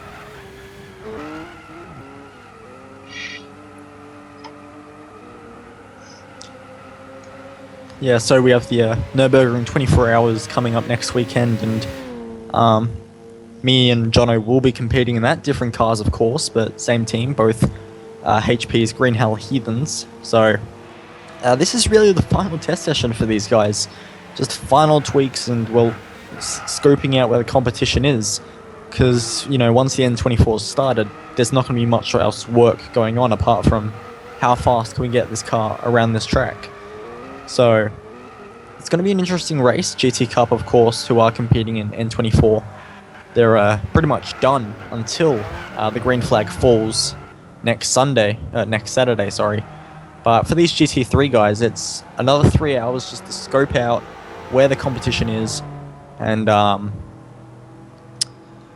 seeing if there's anything they can improve on the car. As the Avalerion racing car coming down the back straight now and is unbelievably critical on fuel. I'm just watching him right now to see if he can in fact make it home on fuel. Just the line right now is non-existent. So they may have played their cards absolutely perfectly, and you know, it's Avalerion, they're a very professional team. By all means they might have, but whew, tough call. It's also raining, and that could throw out their strategy. So just coming down into the final chicane, I don't think there's going to be too much damage if they run out of fuel now. Nah, they've made it into the pits fairly alright, but definitely going to need more than 99 litres, I can tell you that much. Sorry, I'm a couple of seconds behind you, mate, on the stream that I'm watching, but yeah, well, obviously they're well on the money with the rain versus fuel thing. So they've done their research, which is good to know, because to win these races, you need to do your research like that. Don't get caught out with something like fuel wear in the rain. Well done to those guys. Just another note as well, the GT3 cars are beginning to just close in on some of the back markers in TCN1. So it's only taken them an hour and 5 minutes to close onto the back of these slower cars, mainly four-wheel drive. There is a few rear-wheel drive cars, but definitely a lower performance vehicle. And De Bomb will be getting some blue flags shown to the opposition in front so that he can slip through, hopefully, without losing much time. He has opened up a little bit of a gap over EOL. Gap's probably 20-22 seconds, but other than that, the Nissans have made a run for it, and will need some pretty impressive work from one of the Audis or maybe one of the Mercedes to make it up in time. But 3 hours, you know, plenty of time that could be made up. What would you do in these 3 hours, Bo? What would you do if you were middle pack, it's raining, you know you haven't lost it, but you know you can lose it by going too quick, because it's not just the cars out the front. There's so many cars out there in both these classes. So what are you going to do if you're middle of the pack and you know you haven't lost that sniff, but you know that one small mistake, it really can cost you, because one mistake in these conditions and see you later, you've probably got a 20-kilometre limp back to the pits. That's not what you need. So you have to remain completely focused, absolutely on the ball, and you need to try and bring it home for your team. So what do you do as a driver? Because we know you're a driver. Forget that you drive with our team. Forget that. What do you do as an actual driver in these conditions when you're up against it and you're a few positions down? I think one of the things I would look at is not directly in front of me, but behind me, and see how far behind the car behind me is. So if I have, let's say, half a lap around the Nordschleife gap, I think I would begin to push to go for that car in front. I think it's really risk versus reward. If there isn't much of a risk of you losing too many positions, if it does go awfully wrong, I think I would push and go for the car in front. Of course, within reason, I'm not going to go for hot laps. But, you know, just try and find that extra 0.2 a sector. Just try and begin to close that gap in on the car in front. But like I said just then, like, you can't go out of a madman and risk putting the car in the Armco And like you said, having a 20-kilometer limp back to the pits and potentially losing a position that may have once been guaranteed. It's not a pleasant ride back to those pits from early on in the Nordschleife. It's not nice at all. Quite a few of our listeners could probably agree to that. Conversely, if you're leading the race and you've got a little bit of a lead, maybe 10, 20 seconds, not much in these conditions. Yeah. The same again. Like, how do you then play that race? Do you play it safe? Because the guy behind you is not playing it that safe.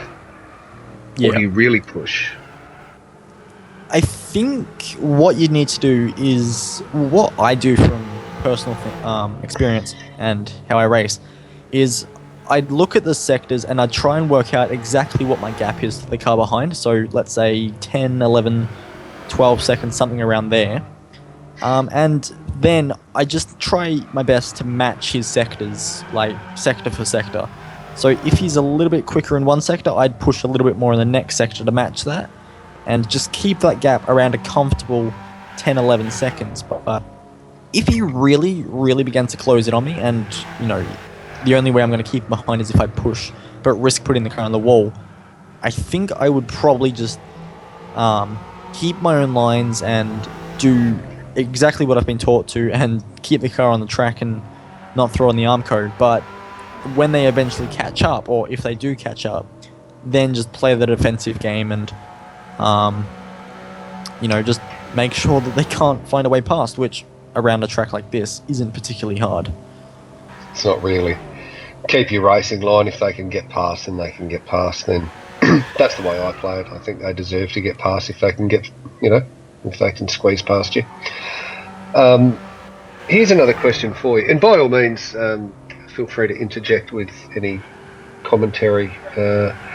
I'm currently watching a stream with our car, so it's probably going to be boring if I commentate on that, but feel free to jump in because you're in the room.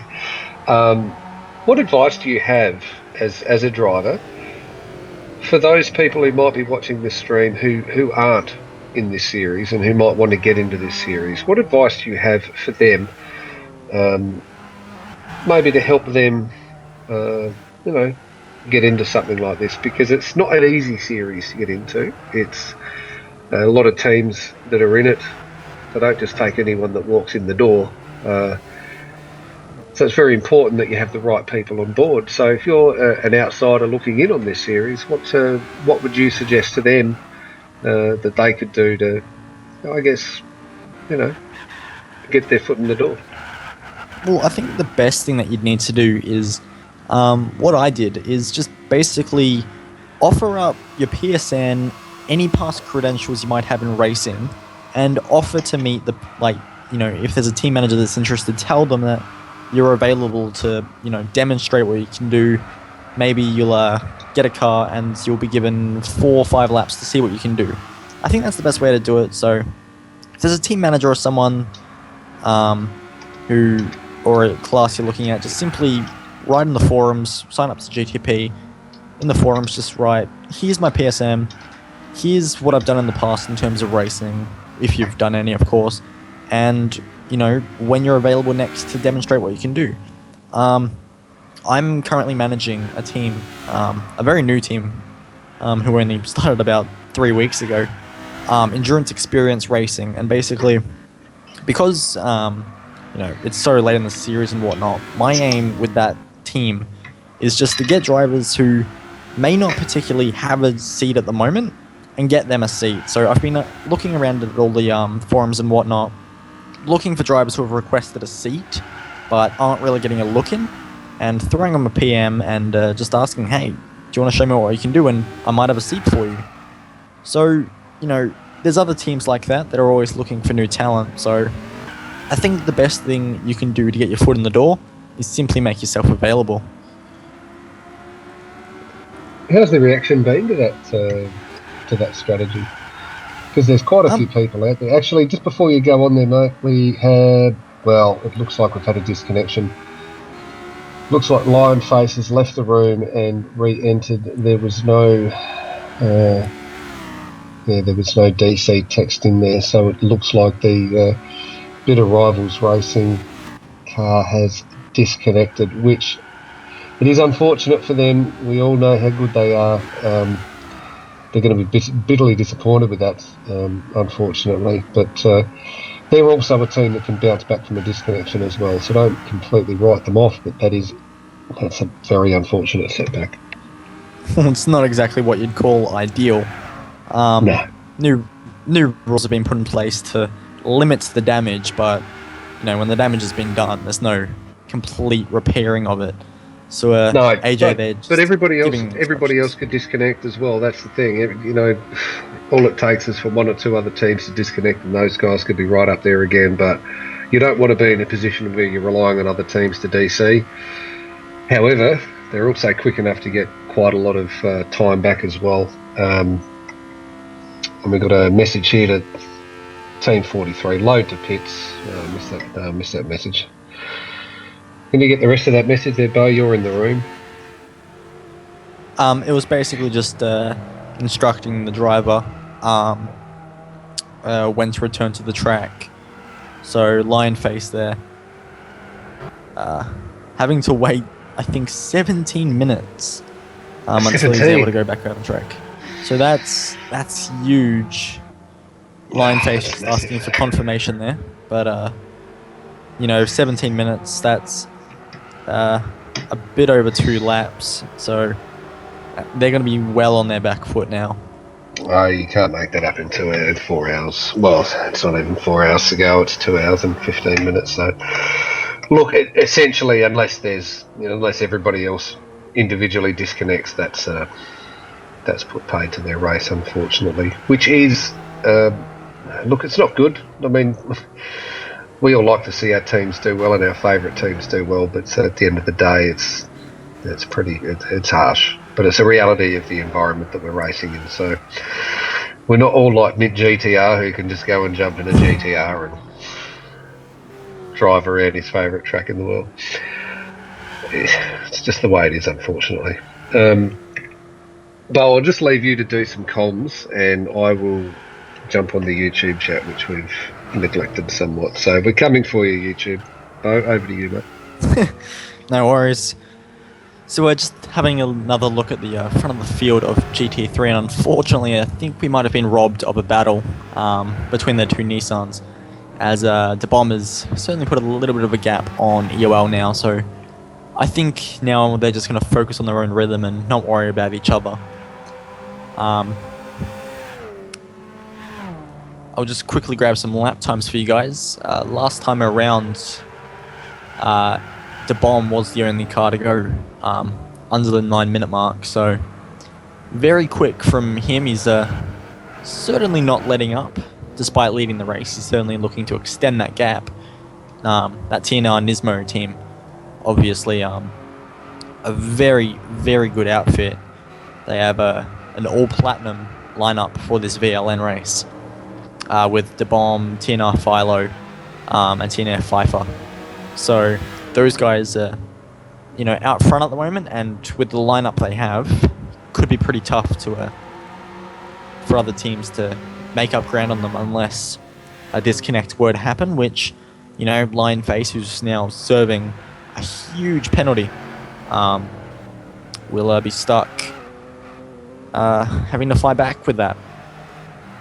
Other than that, though, not too much news in terms of all of that. Fastest lap at the moment in TCN 1 is a 9:53 by our Soka GT Racing.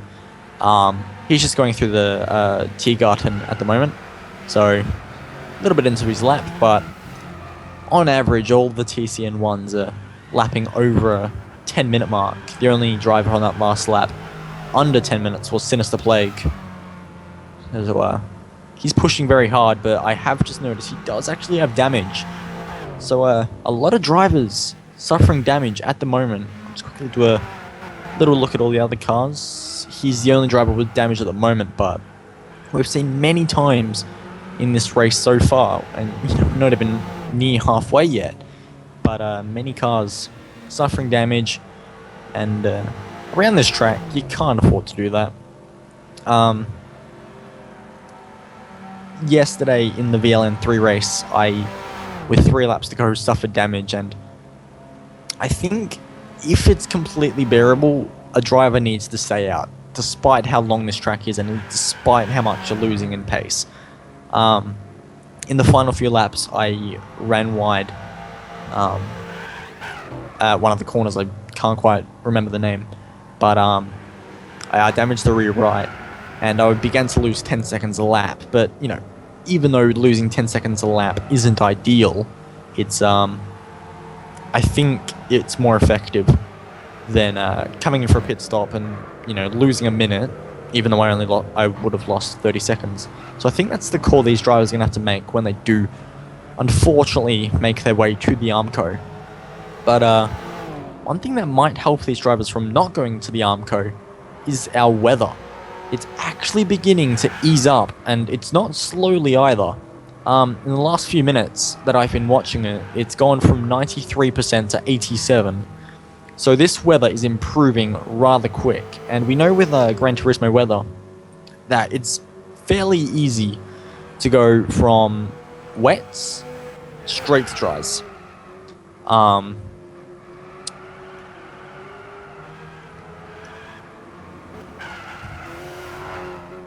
So it'll be interesting to see if any drivers do go for intermediates, because the weather is still coming down rapidly, already down to 84% since I last mentioned it. So as a Sinister Plague is doing a drift show at the moment with his damage, it might not be completely controlled, but still very entertaining to watch. Bo, I'm back, and I do note the mention of the weather, which has piqued my interest somewhat. Can you give us an idea? It's dropping rapidly. Can you give us an idea about who's where on track? Because that is going to be crucial. The track position at the moment. Yep. So, at the moment, in terms of leaders, De Bomb is now just about to go onto the final straight. So he's very close to the pit lane, but it is 78%. So, yeah, I think it might just be a little bit too early. I think he might go for another lap on wet tyres. I think it's just a little bit too late, despite how quickly it is falling. A little bit further behind that is EOL, who is in second place overall at the moment. Yet again, I think he should probably go for another lap. I believe two cars that are actually quite close on track in GT3 by the moment. Is the Avalerion racing car, the Audi R8, and the 36 BMW. Those guys are very close, and depending on how quick the weather is dropping, I think those two guys are the guys that could potentially jump into the pits and, you know, go for slicks, because they still have 3 minutes until they'll reach the pit lane, and it's already down to 70%.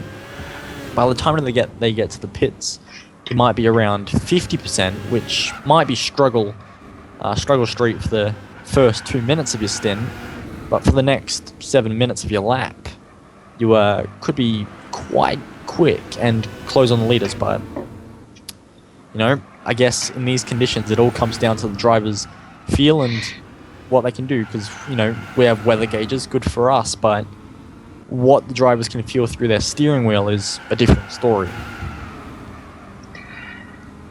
It's a long road out there in the wet. It's bad enough in the dry, although I love it. A lot of people love it, but it's definitely. Sorry, excuse me, guys. I've got some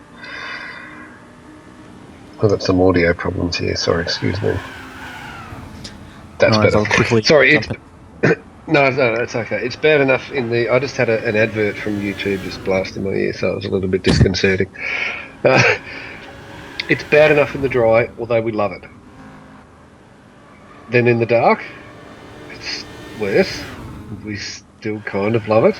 And then in the wet, it's appalling, and I think we cease to really enjoy it. So when you're out there in the wet, especially when it's dark, it's really tough. And it's hard to maintain that consistency. The consistency is what you need to win these races. It's a massive balancing act, and only the best drivers can do it.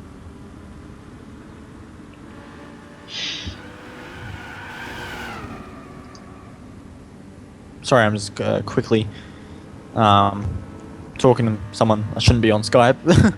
But yeah, so a few drivers coming to the pit, so I wonder if anyone's going for slicks at the moment. It'll be very interesting to see if they do.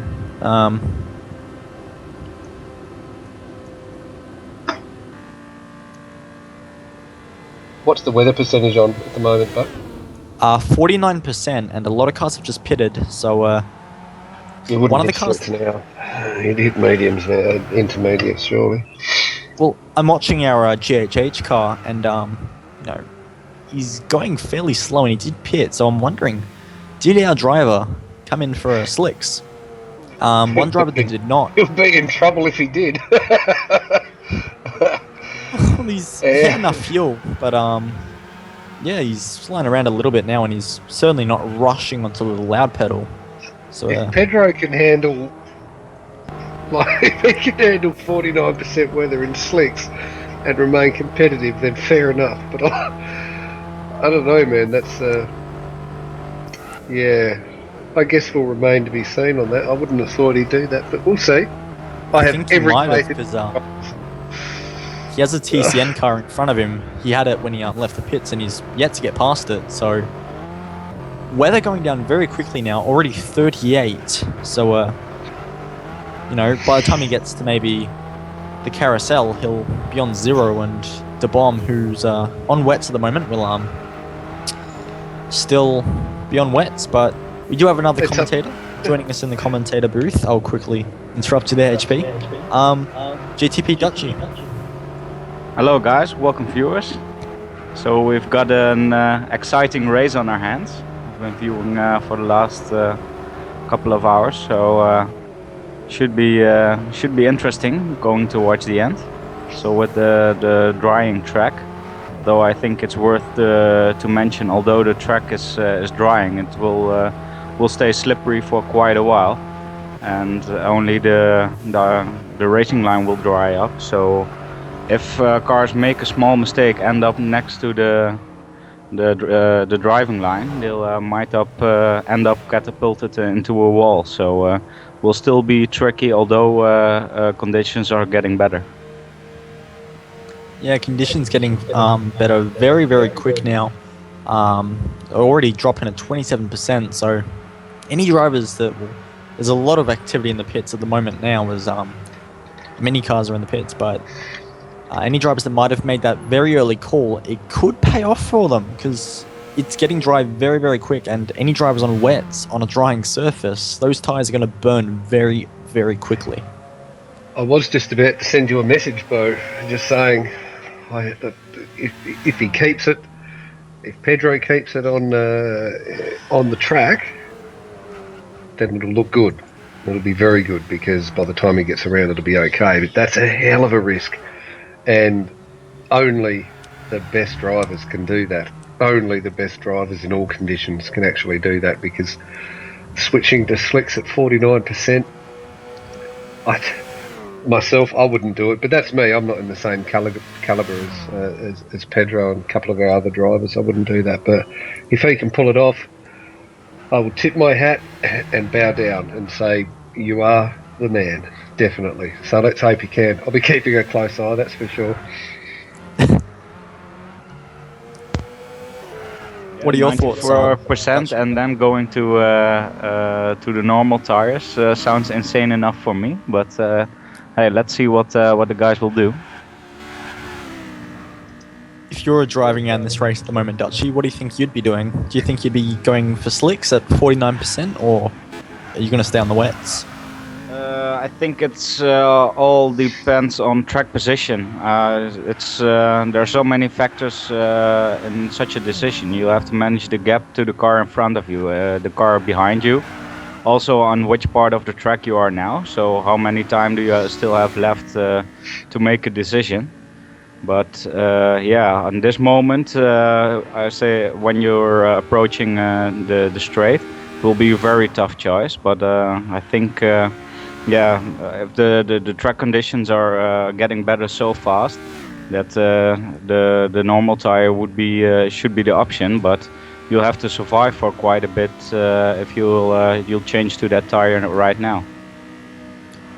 Well, just watching the Bomb 330 at the moment. About 3 minutes left on the lap, and in just a matter of seconds, the surface water is going to hit zero. We're down to 2%, and it's still going down very quickly. So, the Bomb will be having quite a tough final sector of this lap.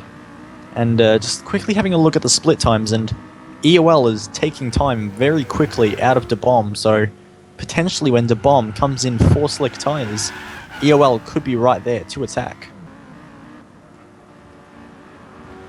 Could end up being a stroke of genius on Pedro's part, and I'll just turn around and say, thank you, Master, I will learn from that. So we'll see how it goes. But don't forget, guys, Pedro EOL, or EOL hyphen, I believe is his username. You will be able to see him at the race camp at Dubai in October. So he's definitely someone to look out for, and we love him. He's a racer with TWL, but he's a heathen now as well. So he's one of our own. But if he can pull this off, yeah, definitely. I think we'll all doff our caps to him. Tough conditions for sure, though. So a bit of a shabby moment for the Valerian Audi. Also some lag spikes. Yeah, I've just switched on board with that car now, and he has diagonal damage. So not quite sure if you saw what happened there, Dutchy, but whatever happened, it was a big hit, and it looks like one of the TCN cars, that's Thomas671, has joined him in the arm coat, and yep, big damage to both of those cars. That's really unfortunate for both of them. Limpo mode has been engaged for the Valerian car as well, so it's gone from bad to worse for them.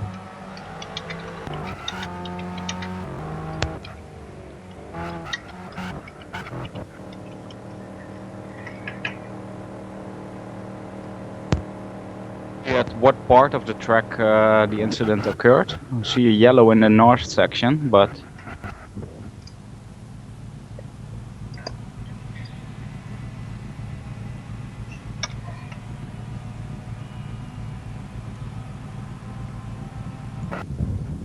so we see the white flag come up.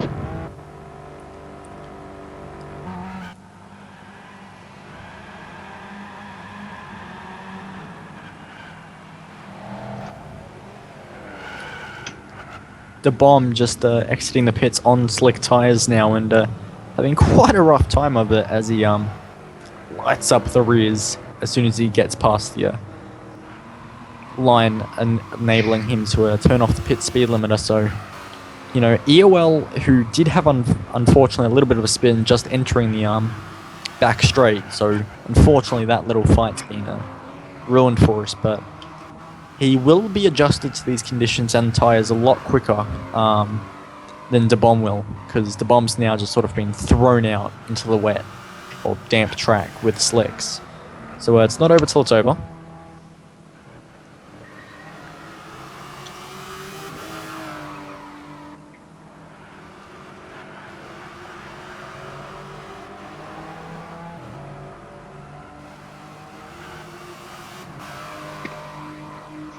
Kevin, I was asking, or Dutchy, sorry, I was asking some of the guys, the commentary guys earlier, about their thoughts on, you know, a dark horse for the season.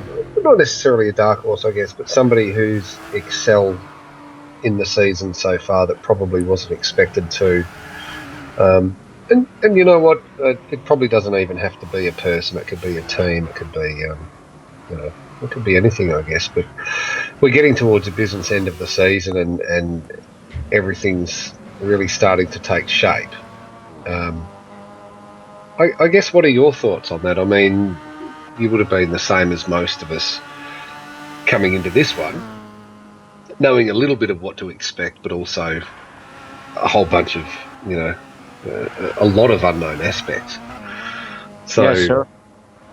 yeah. Yeah, I think, and it's a bit of a cheesy answer, I guess, but I don't actually have a team or drivers that I think have really excelled. Well, I don't mean by that they didn't drive well, of course, because I think we've got the best drivers gathered here.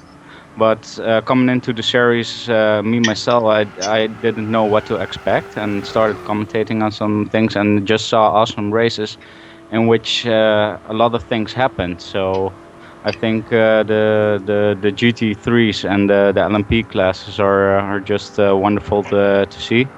Of course, I'm a bit biased because of the connection to Avalarion and WRS North America, but also seen great races of you guys. One example last night with the rookie rated driver. I thought was real fun seeing him trash it around this beautiful course. So yeah, I think for each race we had, there's a different person you can point out who was excelled. So yeah, Was that David? there's no. Was that David that you Yeah, I guess David it was beat? Yeah. David. Yeah. Yeah, yeah. A bit of a story there. Back a few years ago, when I guess we were doing the first 24-hour race, and all of the crap group that a few of you guys would be familiar with. I was doing that 24-hour race, and I put all of those guys. I said, "All right, we're doing the Nürburgring. We're just pretty much every week we were doing, full damage, no assists. We're just doing the Nürburgring." And David's one of those guys that was there for that. And every week we were running this intensive, it was a casual racing group, but all of a sudden we were doing this the most demanding course in the world with no aids, the damage was on, and it was crazy. And he was there for that, and he hasn't been there for this season for a few different reasons. But he knows that track, and he's driven it so many times, and it was really good to see him get out there. And I think he had trepidations. I think he was nervous because the season. I mean, he's coming into this season. He did the support race at Bathurst, I believe it was, which was the last of the support races he raced with Famine. And he did that. It might have even been Daytona even. And that was it. He hasn't raced since. So that's the same story for me. I was scheduled to do this race, and that would have been the first one after the Bathurst V8 Vigilantes for me as well. But yeah, unfortunately, my connection is not very stable at the moment. So it was too huge of a risk to let me drive a race stint. So I did try some quali laps, but unfortunately got some damage. So yeah, that didn't turn out too well for me. But hopefully I'll get back in either Spielberg or Brands Hatch. So definitely more to come. But also it's great fun having these guys driving around as well. I think the series benefits if there are more rookies in certain classes. and he loved it as well. And it's good to have, because it's a lot harder to get into a series like this. As each year goes by, it's going to be a lot harder to get in. This is, very early on in the infancy of this series. As the years go by, it's going to be a lot harder to get in. It's going to be a lot more demanding, and it's going to be harder to win series. It's going to be harder to win drivers' championships, all that sort of thing. Even in an individual race, just to win one of those is going to be huge. So it's probably the best time to get into it. But even so, it's great to see the rookie drivers, as we say, even though they're not necessarily rookies, come in and excel and do well. And I certainly hope to see more of it for sure.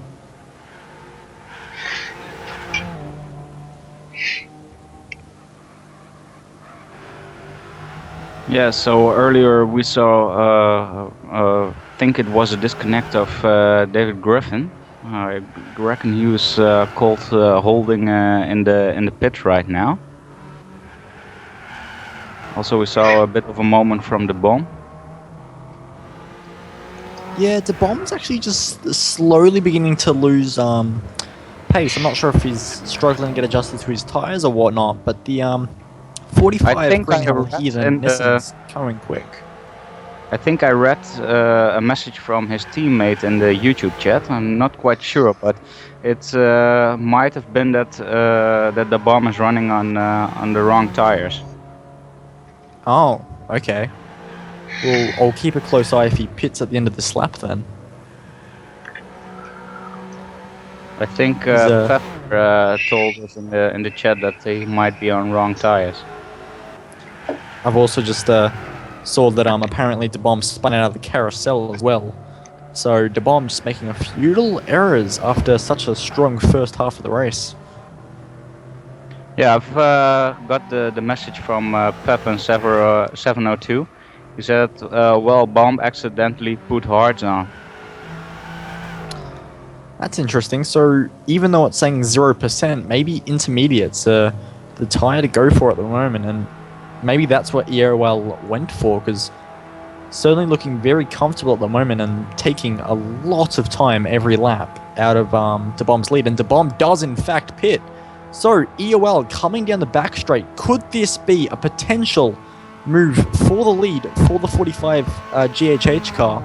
So De Bomb trundling down the pit lane at the awfully slow 80 kilometers an hour. He'll just be hating going at that speed after being at racing speed for so long. And EOL is just beginning to brake before he goes back onto the GP circuit. So these two could end up being very, very close. Just keeping an eye now, and De Bomb coming out of his pit box. Still trundling down the pit lane.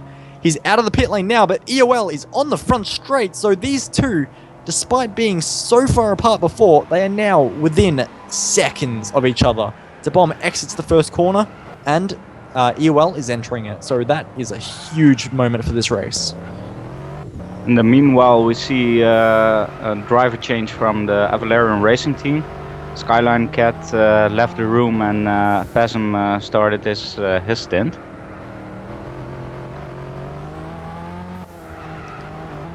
Pasm, of course, one of the aliens of this series, a very, very quick driver, so he'll be going to the Avalarion car, and expect him to set some pretty quick lap times from what I saw in the earlier GT3 races during the year. He's certainly got that LDRA all figured out, and certainly knows how to bring the best out of it. And he has great love for the track, so it's also fun seeing him trash around the old BMW in real life. So.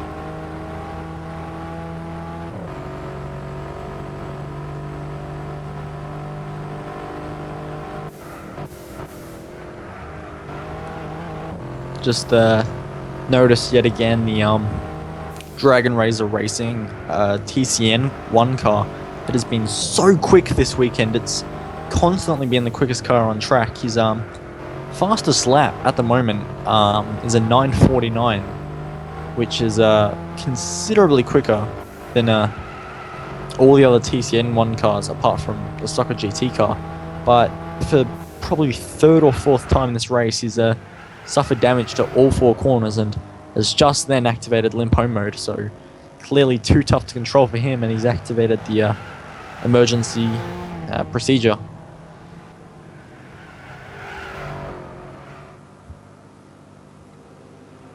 So can we get a rundown of the lap times currently being driven by the drivers on track? Yeah, no worries. So quickest car at the moment on track is EOL, who was on an 8-minute 20. Of course, he was on the right tyres at the right time, so he's considerably quicker than anyone else. Next fastest is all the way back on an 8:56.3. So at the moment, EOL 36 seconds clear of anyone else. As we see the WRS NA Audi go off, quite a huge slapper. I think it's the oncoming towards the straight, I reckon. Yep, that's correct. And I think I didn't quite see the spin, but from what I'm looking at now, I think he may have collected that guardrail the smallest bit because. Yeah, he did. Yeah, he did. Yeah, unfortunately, he's paid the price for that and rear left damage. It's only one side, so he may continue, but it's not going to help him. Certainly not, but there are worse places to have this spin. So Yeah. might be looking at some slight bit of damage control, but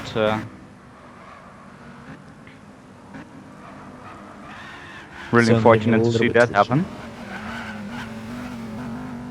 As we have a driver change for GTP Kane. I believe that's the Reaper Online Racing car, is that correct? Yeah, I guess so. Yep, that is. So either Ronno Thomas or Glenn Ells. Glenn Ells, of course, started that car, so you could only expect Ronno Thomas to jump into that car. And the Audi that just had that spin coming onto the Doddinger Hohe Straight is also going to perform a driver's swap. So getting in that car will either be GTP Gravitron or GTP Oz. So 2 driver changes going on. So pit lane's pretty busy at the moment.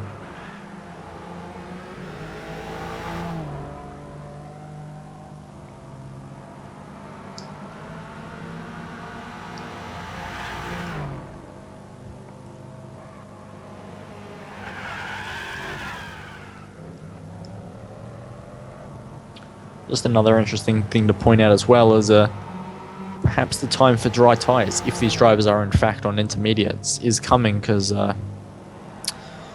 EOL, who may have started on intermediates, or who may be on intermediates at the moment, who got on them considerably earlier, his tyres are very worn at the moment. They're 6 and 7 at the front and 9 and 2 9s at the rear.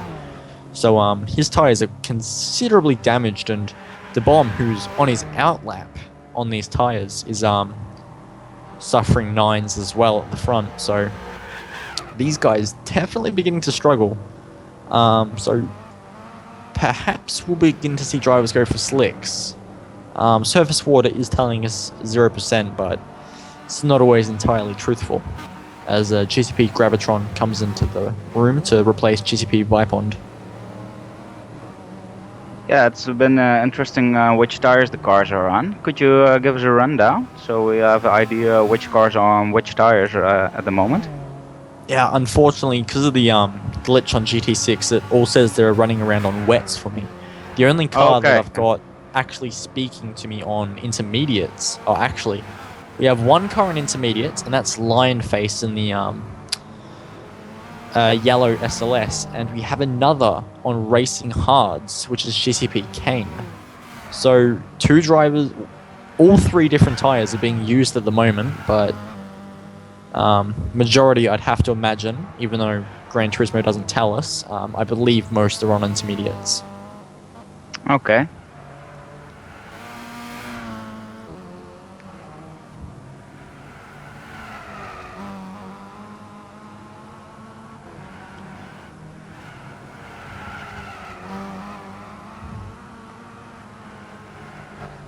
Just had Heathen Pride throwing some strategy calls into the comms box. It's not ideal.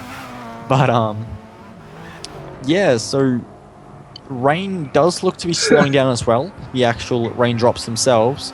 So potentially the rain is stopping, and my predictions of a all-wet race were completely wrong, as EOL's just trying to negotiate some TCN traffic there.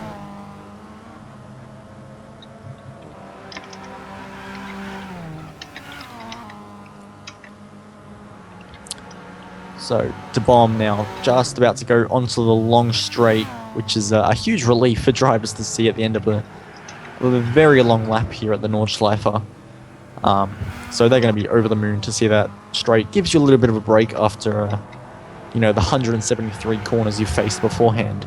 But at the end of this straight, De Bomb and all the other drivers have a big decision to make. Obviously depending on what tyre they're on, but do they come into the pits for new tyres? Because the Bomb, of course, on his outlap, and, well, his tyres are wearing very quickly, so you can only assume that the graining periods began already, if you're on the wrong tyre. As Lionface, by the way, becomes the fastest driver on the track all race on intermediate tires with an 816. So intermediate's going very, very quick. I'll go to GTP Kane, who of course is on racing hards. Yeah, his sector times aren't matching. Oh, GTP Kane actually, that's why his sectors aren't matching. He's got big damage. So the Reaper Online Racing 42 Mercedes. Oh, safety car has been deployed. The safety car is out. This has thrown all strategy out the window, all the gaps and whatnot. Everything is going to be packed together. This changes the game entirely. So can you see what was the cause of the safety car? I'm looking for it at the moment, but there's nothing obvious I can see at the moment. But I can only see 9 drivers on track, so unfortunately, I think it might We be have a another red flag. case of We've red got a flag. So it will be unfortunately, interesting to see what happened on track. We'll I think do our best. it's the connection issues that we've seen a few times of drivers not being able to see each other on track. Because at the moment, I've been in this lobby the whole time, and I've only got 8 drivers on track. So I think that it's a connection issue more so than an actual incident that's happened. But no matter what, this has bumped the entire field together, and it's thrown a huge curveball so far.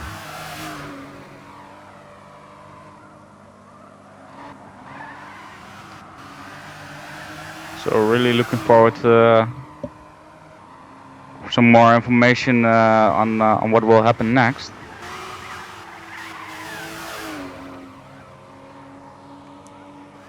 Unfortunately, I think it might have to be a room reset, which unfortunately, if it is, that could be quite a lengthy procedure. So obviously we won't speculate As we see too the much. number 42 sliding off again.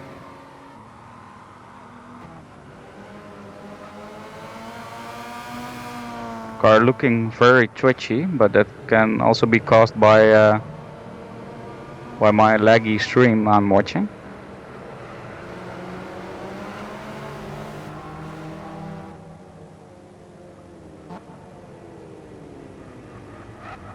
So there we go. Cars now beginning to form up behind the BMW safety car on the GP circuit, but cars are spread out all throughout the circuit, so this could be quite the lengthy safety car and red flag period. So this isn't what you want to see, obviously, in an online race, but unfortunately, with how we do stuff with a nerd system and all of that, this is one of the things that can happen, and unfortunately has happened. So we can only expect a full room reset, and hopefully we can get green flag underway once again. Yeah, I hope so.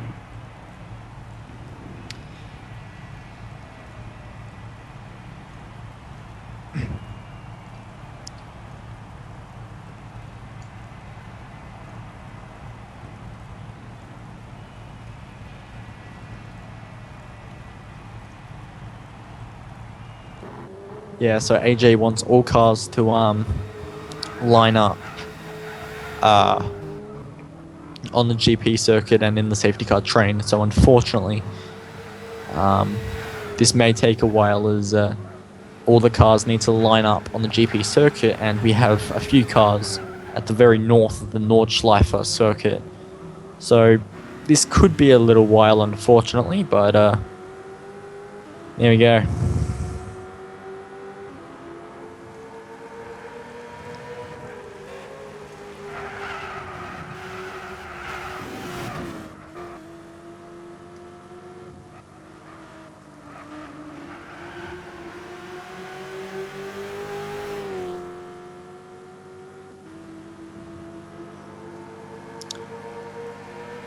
So let's say you're a team manager, Dutchy. What do you think you'd be doing now? Do you think you'd put a new driver in for the next stint, or do you think you're going to keep the driver that's already done a few hours? Yeah, once again, it depends wholly on the situation you're in. I think some teams just did their driver changes, so there's a bit of a disadvantage for them. But yeah, if you're about due to do a driver change, what I think a lot of teams will have, because we're approaching the 2-hour mark. So yeah, this could probably be a good opportunity to do a driver change. One team that was asking for a drive change was the Prytech Motorsports team, the 95 car. He was due in for a driver change, but unfortunately, when the red flag came out, the pit lane gets closed.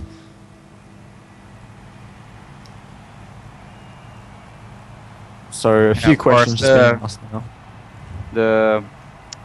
The drivers have a maximum stint limit of 65 minutes, but because of the safety car, nobody can get a penalty for that.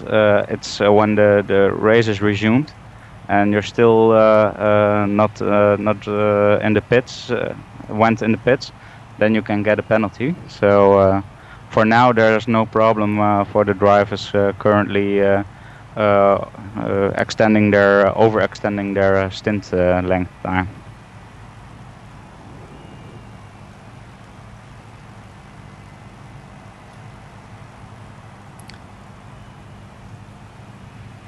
Unfortunately, quite a few drivers have picked up damage on their way to the grid formation. Two of those drivers are the Swift Autosport car of Storm Pace at 17 and the GTP Kane. But hopefully when they all make it to the grid, they can get their damage sorted and whatnot.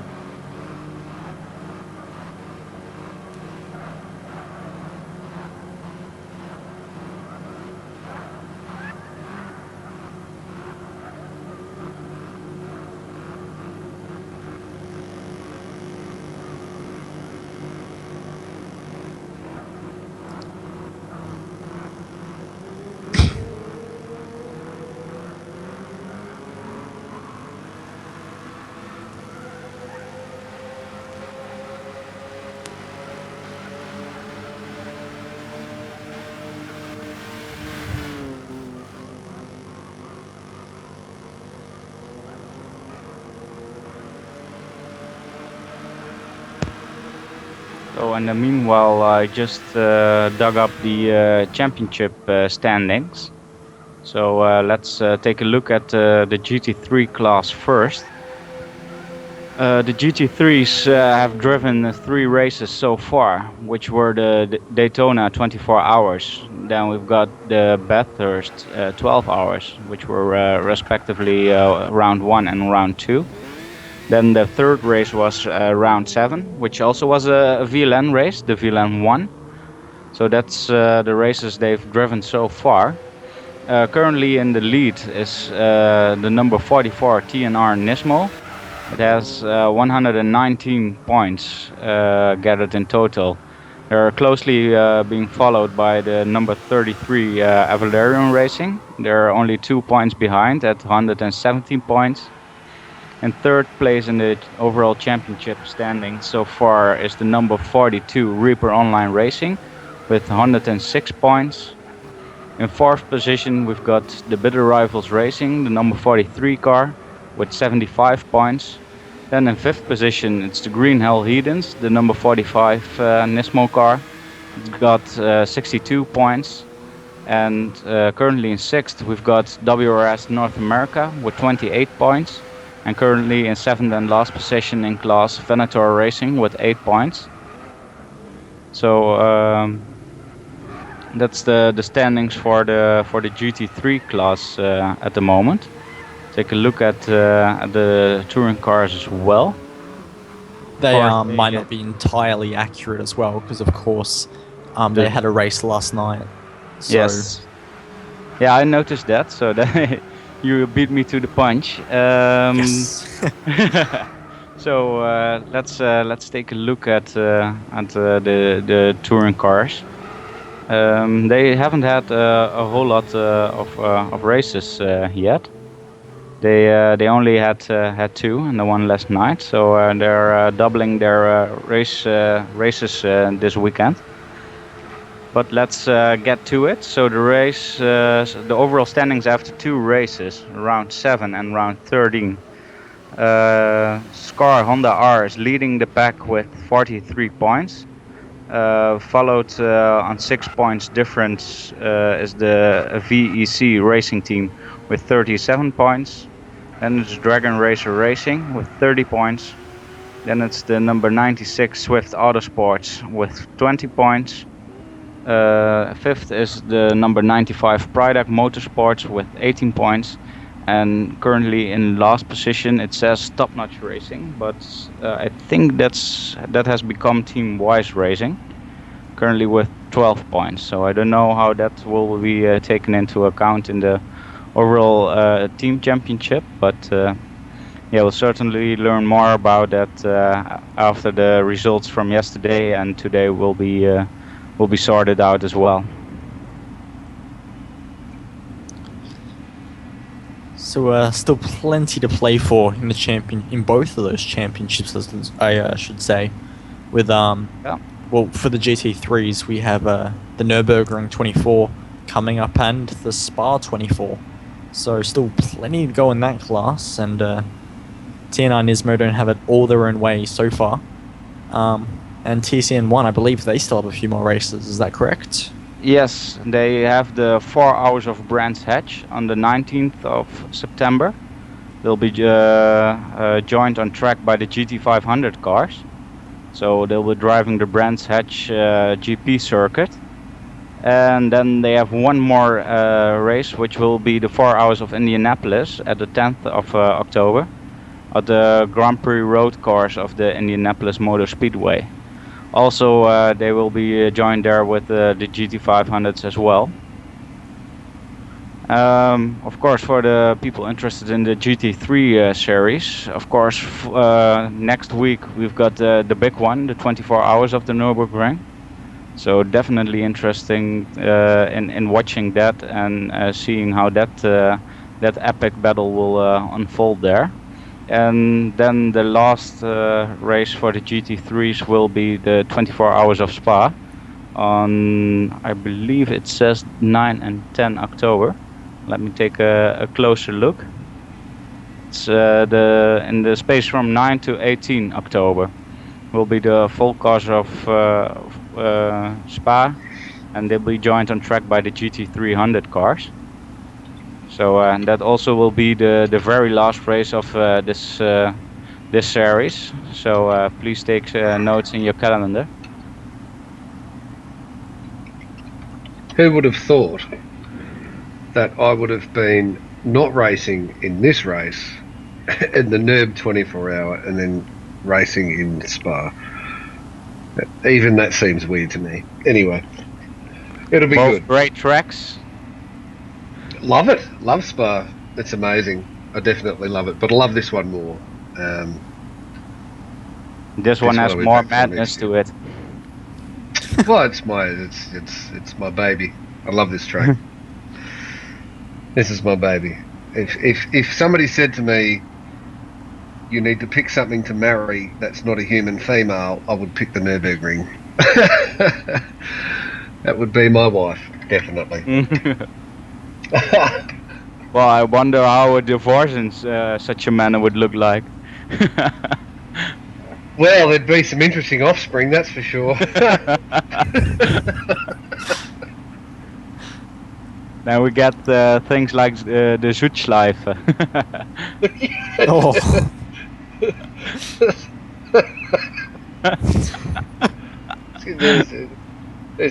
This could go anywhere.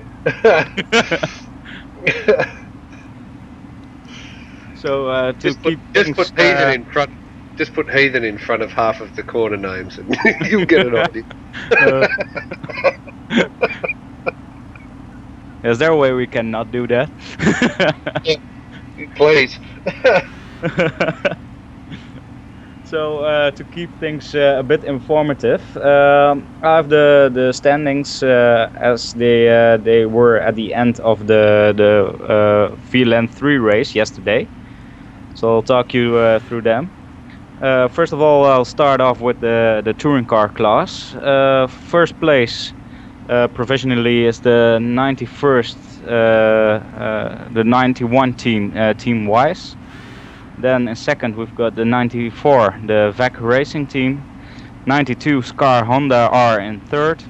Then it's on for the fourth place for Dragon Racer Racing. In fifth place we've got Swift Autosport, and in sixth place the number 95 Brightech Motorsport. They joined the track with the GT Cup cars, which was won by the Green Hell Heathens first, Hyperion the 87 car in second, then the 89 GTR Blackhawks car.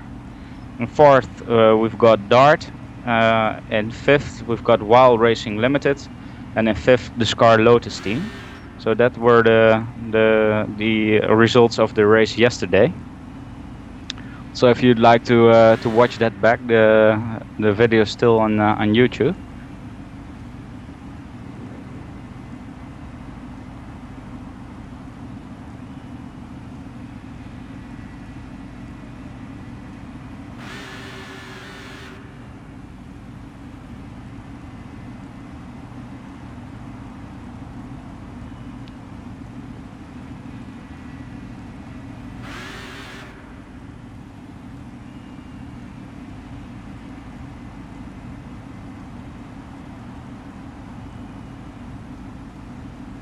So I see some drivers talking about the weather or the track saturation going up again. There's someone who can confirm that for us. Yeah, it's going up just very slowly at the moment. Certainly not going up as rapidly as it came down, but it is now at 2%, which is something the drivers will have to look out for. But for now, it'll be okay. If they're on slicks, they should be okay. All right, good to know.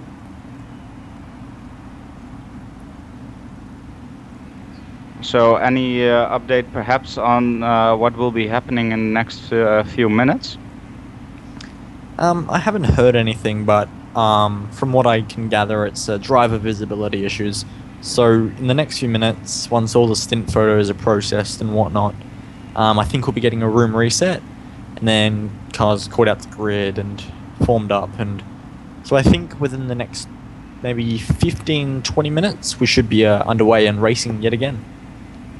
Okay, let's hope that it doesn't have too big of an impact on the race. But hey, these things happen. Everybody needs to adjust to that. Well, it's one of the things with this game in particular. It's a great game. We all love it, but it's got plenty of faults, as we know. Yes, nothing's perfect. Gran Turismo is no exception. Just try to look at the disconnect and the visibility issues as having technical issues with your car, which you thought you wouldn't have. But yeah, the small things that could happen. I think that's the only way you can approach it and have a laugh about it. That's it. Drivers now, once they've taken the stint photos, are allowed to return to the lobby. So I think a new lobby will be created fairly soon. I am just guessing, of course, don't quote me or anything. But I think the process has now begun on getting this race underway yet again. So hopefully me and Dutchy can keep you entertained for the next couple of minutes and get back to some awesome racing, because with the whole tyre war we're having in the last few minutes of that race, it was looking like it was gonna all close down to be an awesome finale. But a few drivers asking for driver swaps, and I'm sure when the new lobby is called, they'll all be allowed to do driver swaps. Yes, so to keep you entertained, I would love to sing a song, but unfortunately I can't sing, so it's gonna be a hard one. I'm glad you're not gonna try. If it's anything like mine, at least. Who said I'm not gonna try? Just please, once I've left, I'd like to keep my ears. But GTPlanet's Got Talent. But luckily, not in that way. So that did make me chuckle. Dutchy, what does next year hold for you? And Sorry, come again? Avalerion? What does next year hold for you and Avalerion? What is where do you guys see yourselves in 12 months' time? That's a hard question. I don't know. We've enjoyed. Now I'm talking about the Hyperion part. We've enjoyed the races so far, although we had some struggles containing issues with regulations, etc. And yeah, I think there are some things that needs to be fixed. But I think when the season's done, we'll reflect on it and see if we fall again next year. Of course, Hyperion was sort of the Toro Rossos to the Red Bulls. So we tried to get some drivers from within the WRS to join us and do these races. So it's we'll have to see if how many guys want to join and what series will be good for Hyperion. As for Avalerion, I can't tell you about that. You'll have to ask Bart, because we do have some connections, but I don't know everything about Avalerion and vice versa. No, sorry, mate. I did mix up the names there. I did mean Hyperion. Sorry. Okay. that was my bad, mate. Yeah. But I did mean still, Hyperion. So same question, but yes, Hyperion.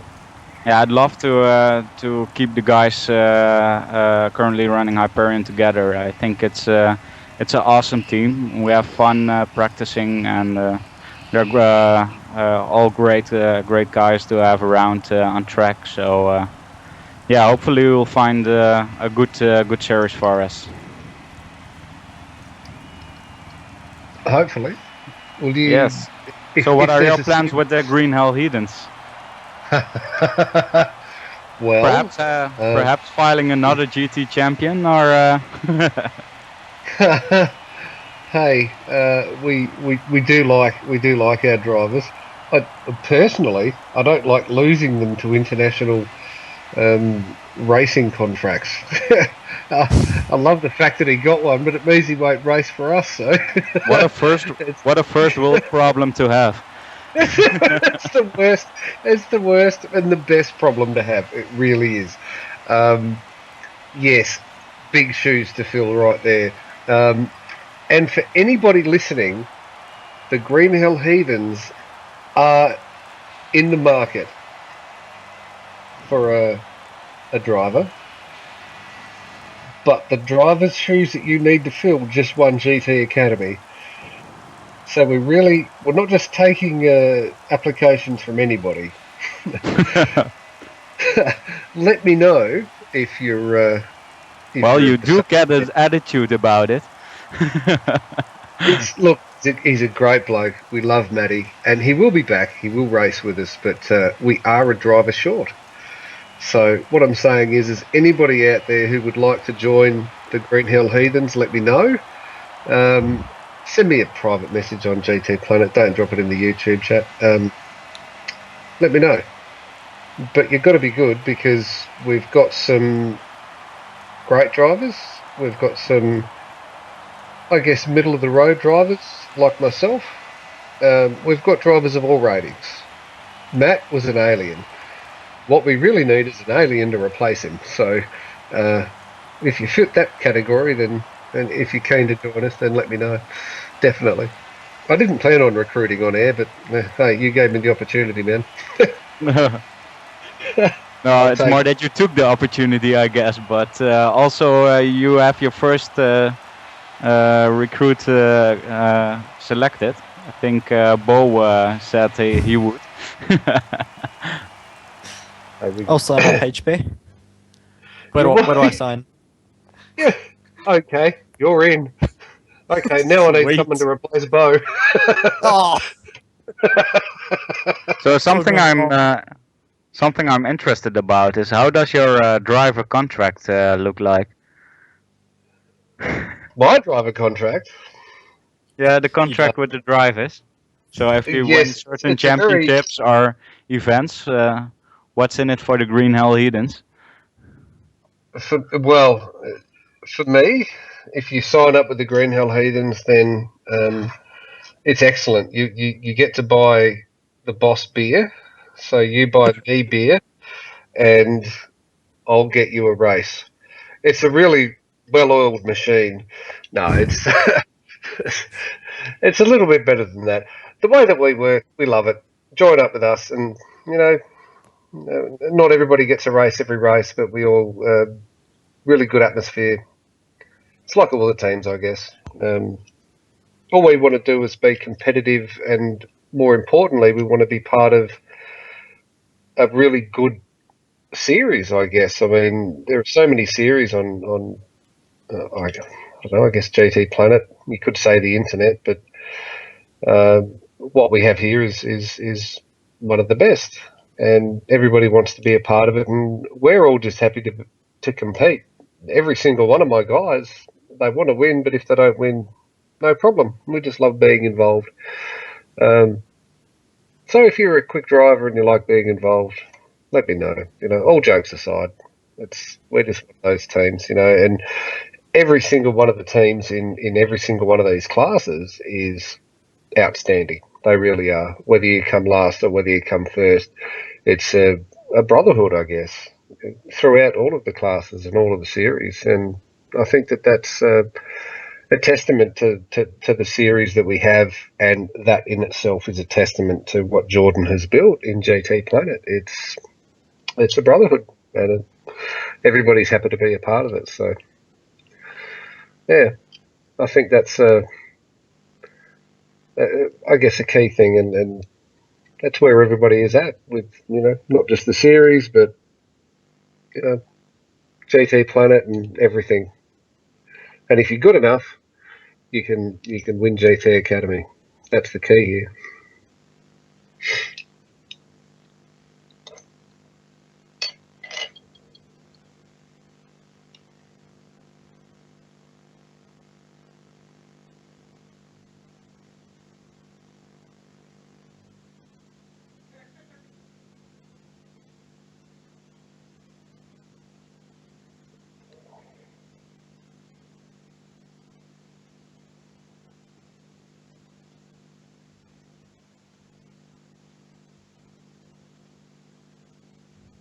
Not sure what happened with the other commentators there. Are you guys there?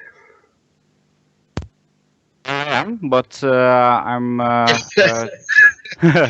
taking over from Bo, so I was just Oh, setting that's up okay. my PS3. That's okay, mate. That's all good. I wasn't sure. I've been left alone there. No, I wouldn't dare do that. Oh, that's fine. You do you do your thing. I think we're still waiting for the race to restart, so I'll kick back into YouTube. There's probably going to be a few funny comments on that hilarious silence. Daniel Ferguson says, HP, I'll race with you next season. Send me a PM, mate. Send me a PM on GTPlanet and we'll talk. It's not a walk-in.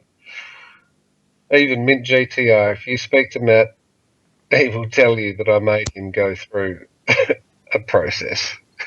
I'm telling you. It's not exactly a marathon, but yeah. I need to see your race first. Pointless says, if you get me to Adelaide, I'll buy you a beer. Wow, that's tempting. That actually is tempting. Well, there's your starting bid, folks. HP can be bought for a beer. Not really. What else have we got here? If you're back, Kevin, feel free to jump in. I'm just going through the YouTube. If not, it's all good.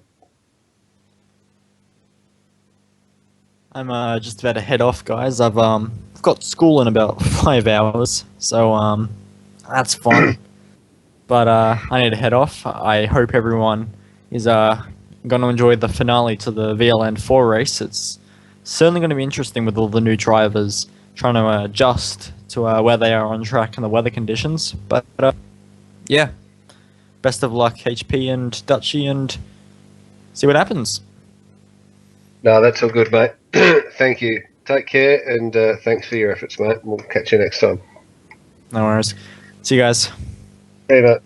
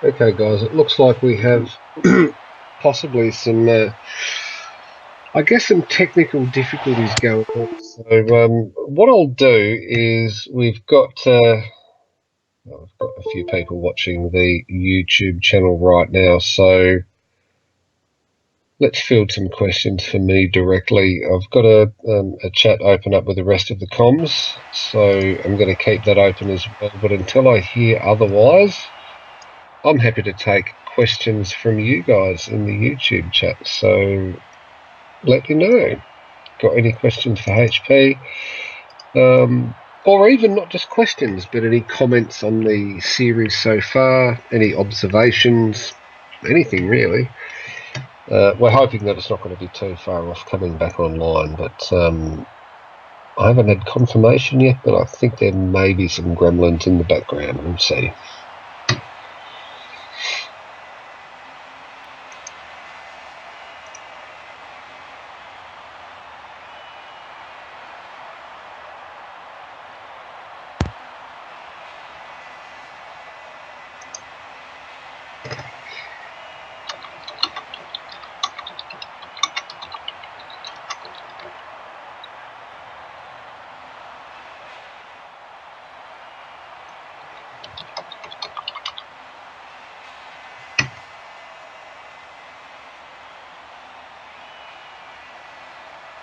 No response so far. Not so sure if the audio can be heard. Looks like we might not have any audio, so why am I still speaking?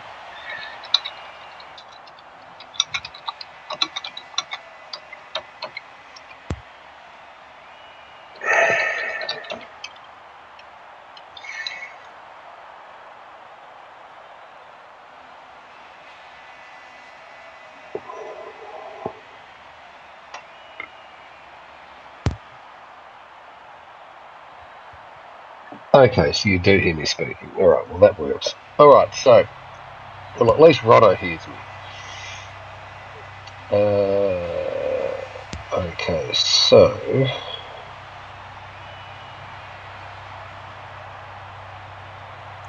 So, what do you reckon will happen? How much time will we still have left? Will there be any compensation for the time lost? Because I think at the moment we lost about half an hour. Yeah, I'm thinking about 40 minutes, 30 to 40 minutes is roughly the time. It's tough to say. It depends on when we get back in. It depends on what the problem is, and if it could just be classified as a extended red flag, which we've seen before. If that's the case, hopefully it gets rectified. If it gets rectified, then the race will resume. And for viewers who might be sitting back wondering, why am I watching this? Well, you'll definitely know the answer to that when the race resumes, because it's going to be a lot closer, a hell of a lot closer actually. So it's definitely worth hanging around for.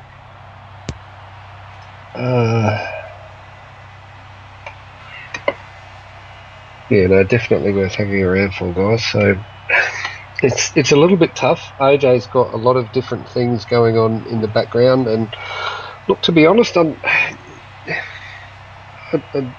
a lot of you don't know exactly how much he puts into this and the sort of hardware that he has. It's not just a simple case of hooking up a PlayStation to a TV. It's not that. Well, the man actually has a dedicated internet line into his house, a commercial one, just for this series. He's actually done that. So that's on top of his normal internet line. So whilst you may think, well, this is a bit rubbish, we can't see anything, it's not that. It's all about getting it right and about smoothing it over. And next year will be better. The year after that will be better. You guys will be able to turn around and say that you were there, you watched it unfold, and I guess these little things are teething problems. And this even might not have anything to do with internet. This could just be GT6 servers, I guess. So there's a few different variants. I think it's in the code of the game itself. I think the NetGoat they wrote for this game has some weaknesses, and it shows. So hopefully we can find a way to manage that in oncoming seasons. Yeah, I think so far it hasn't been ideal, but look, you look at any endurance race in the real world, and you see any number of issues that pop up. This is just one of the issues that pops up in an online environment. It's kind of the same. We all have to deal with it. We all have to just acknowledge that it happens, and we push through, and we reach for that checkered flag. End of story. Yes. Also, because these are the known issues, there are some factors which the players can do to keep disconnects and visibility issues kept to a minimum. For example, clearing the cache of the PS3 before joining track, and making sure the PlayStation's on a wired connection and in the DMZ of your router, or perhaps connected directly to the internet. So these are things that, although it doesn't make sure the issues won't happen, it gives you a better chance of not having these issues.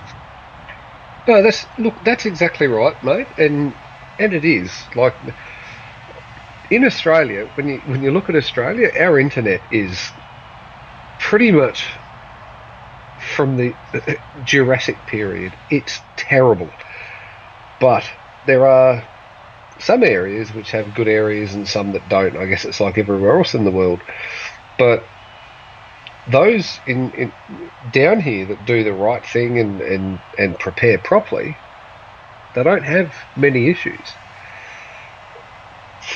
And I think that translates to anywhere you are in the world. You need to make sure that you prepare properly for these sort of races. Like if you're going to have your PlayStation on, connected to the internet for 24 hours, or in this case, even 4 hours, then you have to make sure that you minimize the impact on that internet connection, and you have to make sure that everything is optimized for that period of time, whether it's 4 hours or 24 hours, or even if it's a 1 hour sprint or I guess back in GT5, a half-hour shuffle race.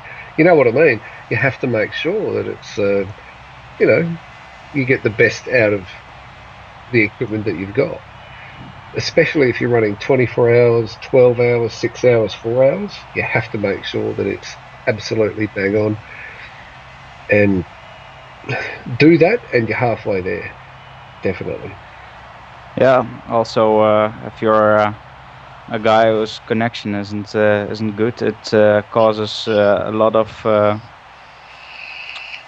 of downfall for the whole team. I reckon, because in the end, then your connection is the weakest link in the race. So that's also an issue that comes into play. So you don't want to be that guy. So upgrade your connection. Well, I have I have I guess a minimum. If you want to race in GHH, then you need to meet certain requirements, and that doesn't just mean running certain times. It doesn't mean whether you can drive in the rain or in the dry, or whether you're good at certain tracks. It's not just that. On top of that, you're looking at internet connection and personability. It's everything. But internet connection's a big part of it. Like if we've got one guy, no socks. Hopefully he's listening. G'day, Les. He lives in Indonesia. A lot of you would have seen him around the traps.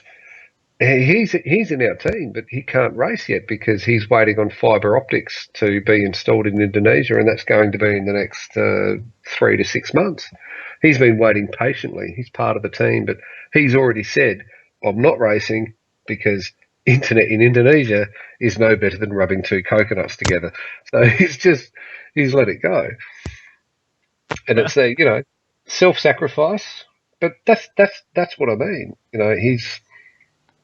He's made that sacrifice, and he'll join in when he's ready, because that's the standard that I set. You need to be able to maintain a connection, and we rarely disconnect. Rarely. It's because of that standard.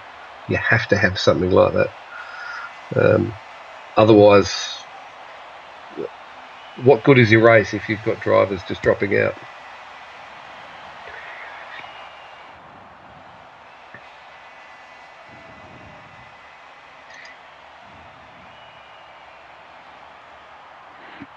So currently, Drive is doing some visibility checks. I see Skater saying he sees 11 cars. Sorry, what was that? It was talking about Skater doing visibility check on the other drivers. I can't see that. I'm not in the room, so.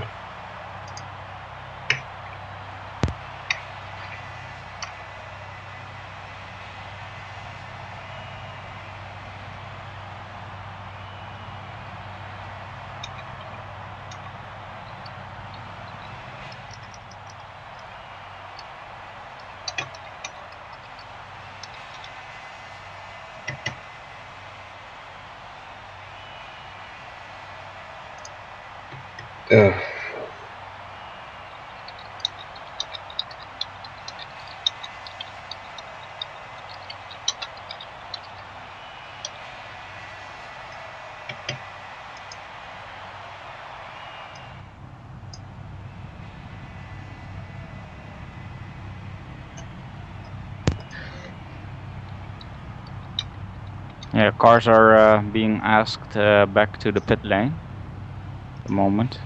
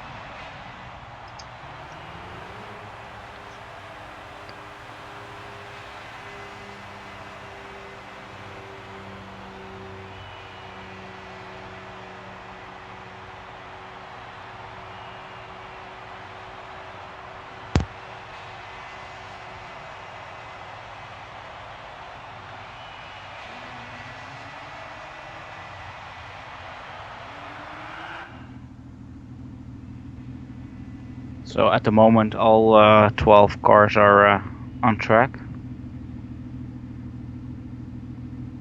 AJ asking the guys if they see 12 cars. Do you have a running order for us, mate?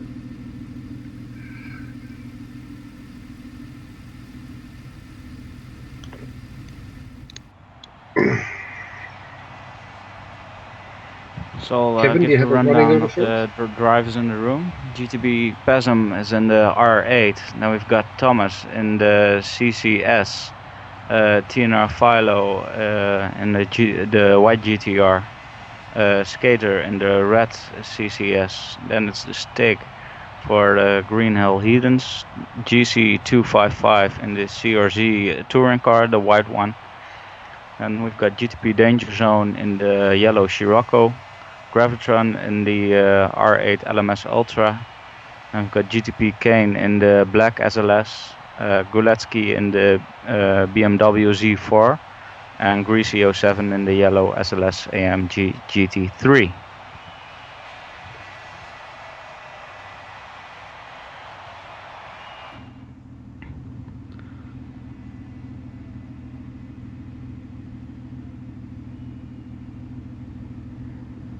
So AJ starting the restart procedure.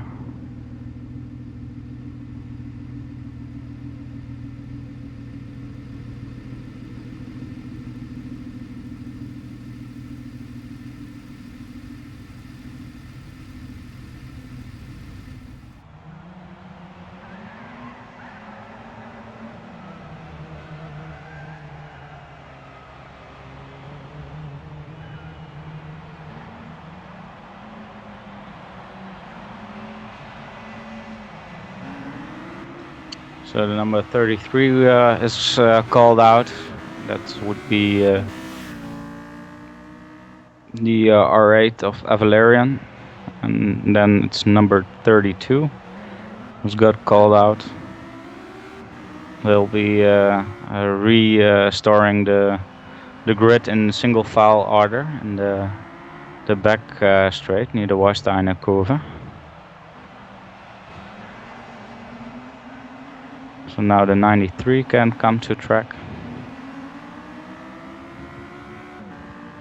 So that will be the Dragger Racer Racing.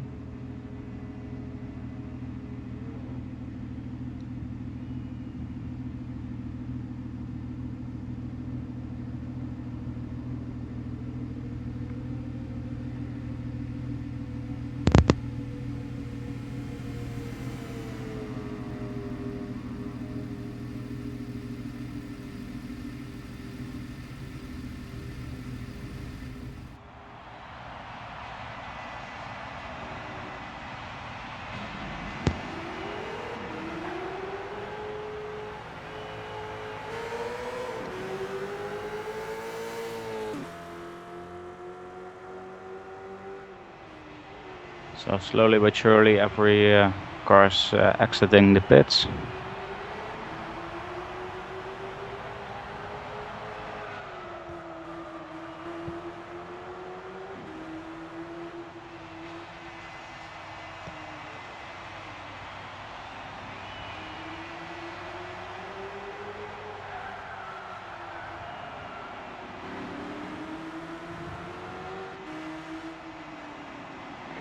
So I see somebody asking about the track conditions.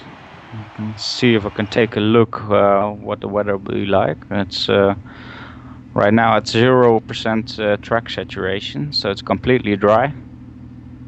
Drivers lining up behind AJ.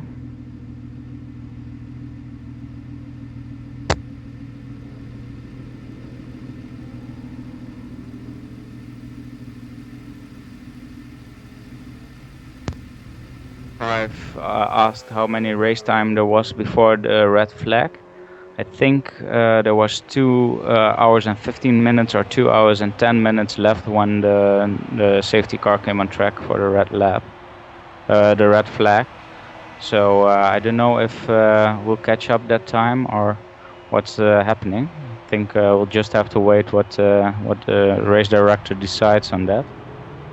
But first we'll be busy with lining up the grid behind him.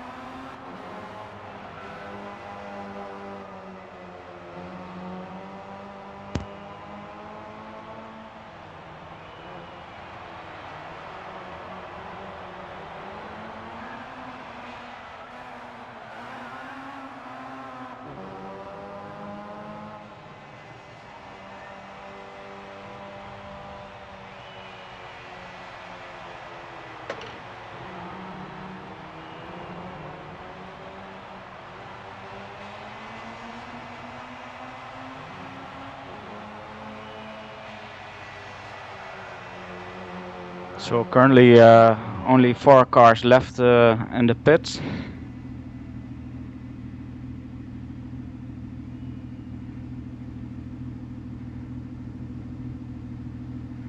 The local time of day on track is 17 hours and 42 minutes.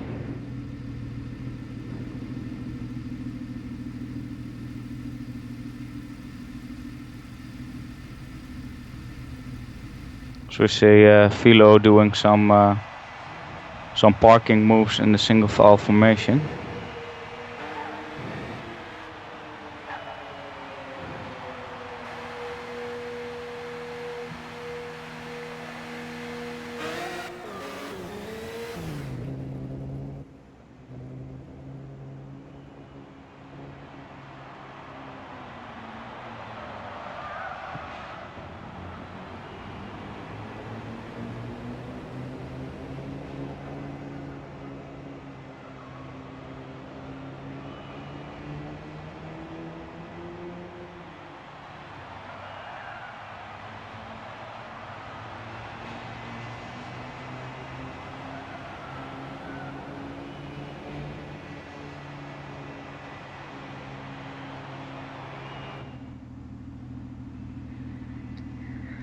So we're still waiting for the last cars to follow up on the grid.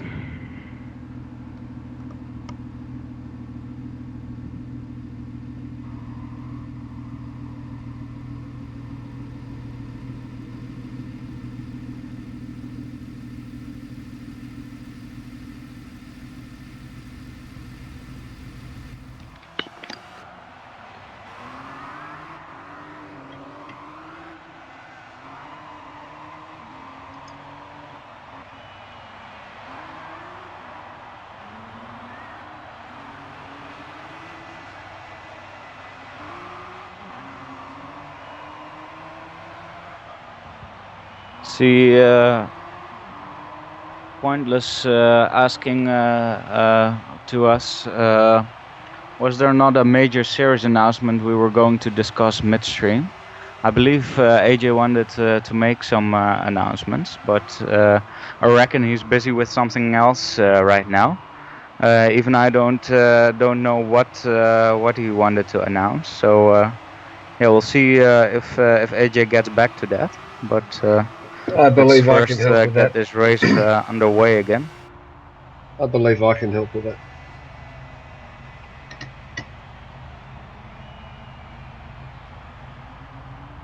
Kevin, are you there? Yes, no, I believe I can help with that. So at the moment, only Guletsky still in the pits.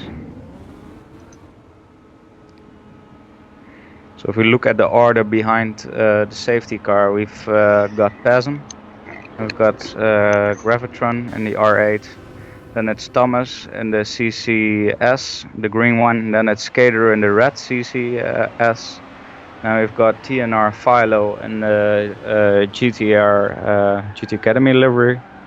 Then we've got the Stig in the black GTR livery. Then we see the Honda touring car of GC255. Behind them is the Scirocco of GTP Danger Zone. Then we've got the black SLS of GTP Kane. Probably Greasy 07 will follow behind him. Then we've got Guletsky now also joining up, and in 13th we've got Ted Bullpit. He's now driving against the direction on the main straight. Now turning again, and he'll drive back to the correct side of the track again.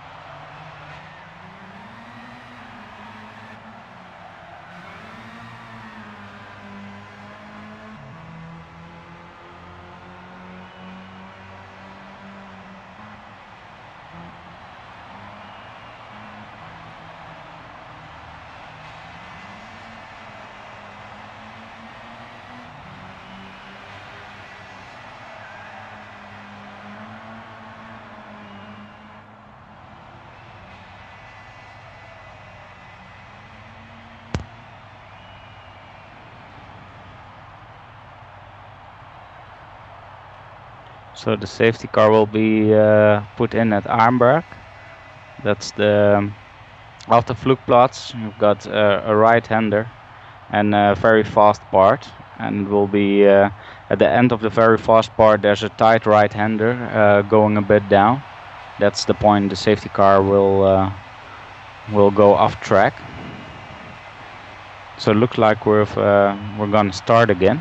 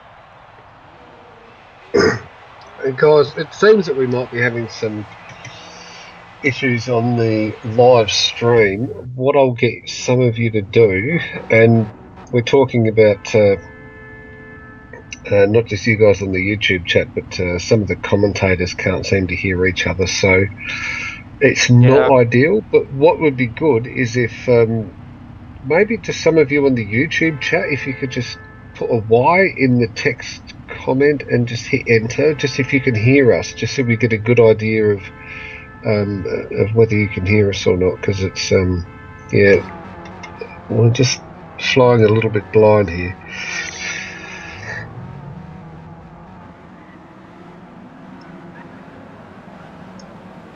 So if you're in the YouTube chat, just put a Y and hit enter if you can hear me. And X if you can hear me. Yeah, well, yeah, absolutely. An X if you can hear Kevin or Dutchy. But I'm not seeing anything coming up. Yeah, I see the first I've got eyes one white. coming Yep, in. So yep. There we go. There's two. There's 3, 4, 5, 6. haven't seen any X's, but Somebody's shooting. He's also deaf, but he still hears us. Maybe we're talking too loud. Okay, so it's a fair point that we've got some audio on the YouTube chat, so that's cool. okay. So people can hear me as well. Yes, no, they can. There's a couple of X's in there. I'd imagine. So we see AJ driving through the last corner of the Hatzenbach session, closely followed by the other cars. Of course, speed behind safety cars 60 kilometers an hour.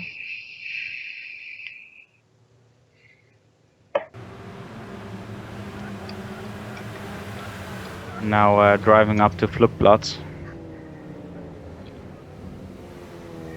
So like I said earlier, after Flugplatz there's a quite fast section, and at the end of it is a tight right-handed corner called Armberg, and that's where the safety car will go off track, and the race will continue.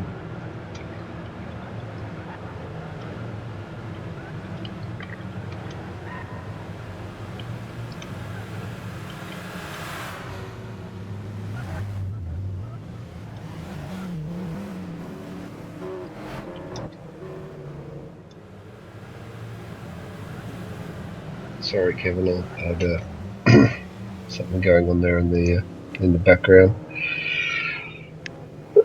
Where do you see us sort of heading out? What would you do in the next?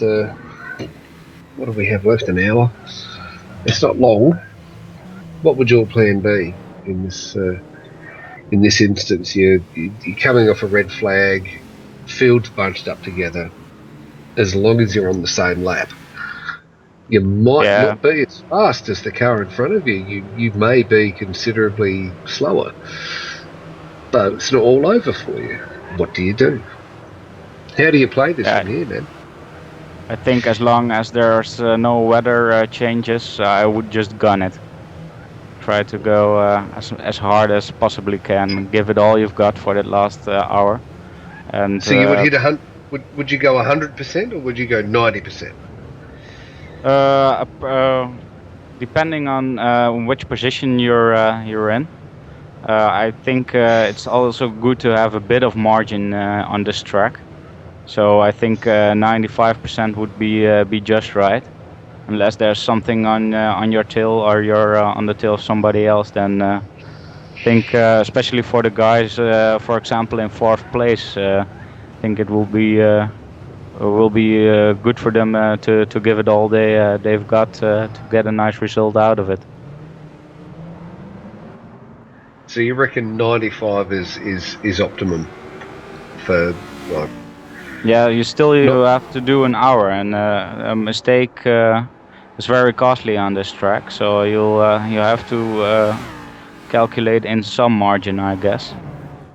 So you have to make sure that your teammates are absolutely able to, and you're confident in them doing a stint with a 5% margin of error. Yeah, it's a lot to ask for, but then again, most of the drivers here are platinum or gold drivers, so they've proven to be quite extraordinary race car drivers. So I think they should be able to manage that. It depends on the stint. I reckon it depends on the stint. I reckon 5%. Whilst I agree, I reckon 5%. If you don't have the right driver, you're in a lot of trouble. You're going to find yourself limping back for 15 kilometres, 20 kilometres back to the pits. So, gee, I tell you what, that will win a race. Absolutely. Oh, we see some contact between the CCS and the Nismo of the Green Hell Heathens. I think and a bit further back to the two CCSs came into contact with each other. So we see the stewards calling yellow on the north side. I'll have a look if I can see if there's any damage on the cars. So currently on the car of the Stig, I can't see any real damage. Let's take a look if I can find the CCSs. Yeah, the number 93 car, as he goes off again, has damage on 3 corners. Only his right front corner isn't damaged. Then we've got Greasy 07 in the yellow SLS number 43 with front left and right damage and engine damage. We've got Skater in the right CCS with damage on all corners except the right front one. And Thomas now having damage on all corners and engine damage. So currently TNR Philo up in second in this train.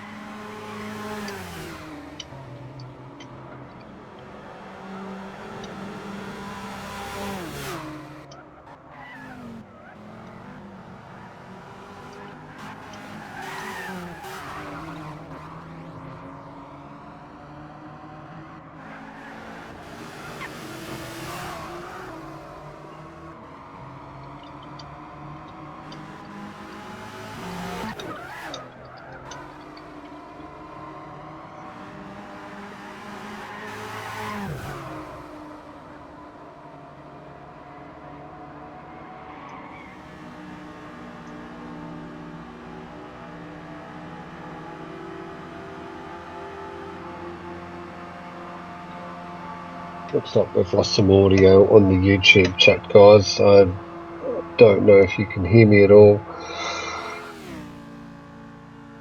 Looking at some footage here, well, looks like the CAS boat's just been overtaken by the number 42. Not sure exactly what's happening there, but maybe we have some damage, I'm not sure. Maybe if you guys in the YouTube chat could... oh, no, we have an off. Both cars are off. They're off, just coming into the final chicane that I always forget the name of. the pit entry exit of the Nordschleife.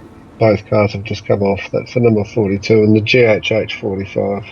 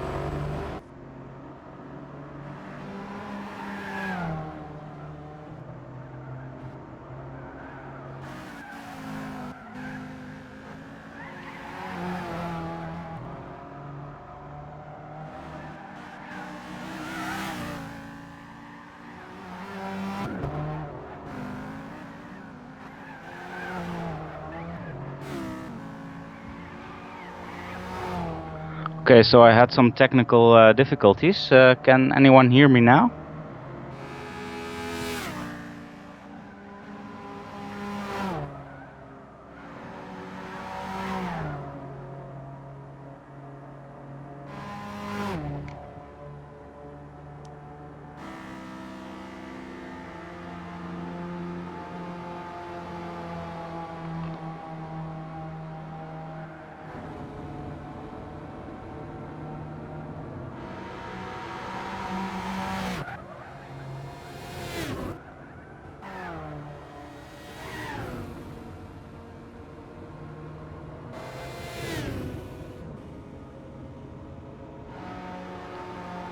Currently on board with the Venator racing car, number 1.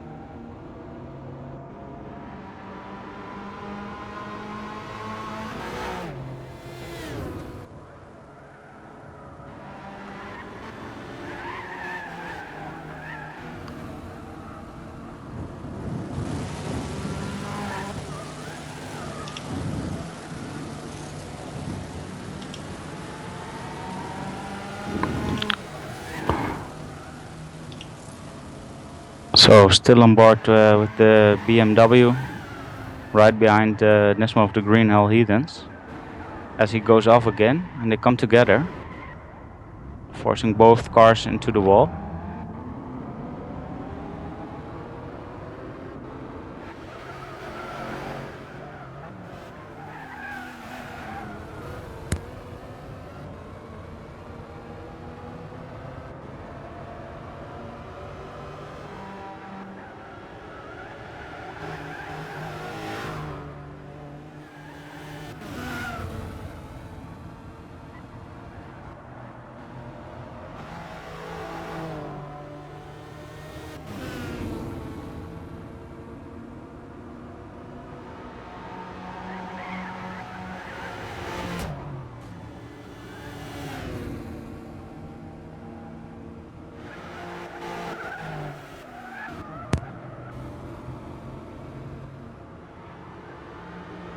Okay, I can't hear HP, so I reckon we lost him.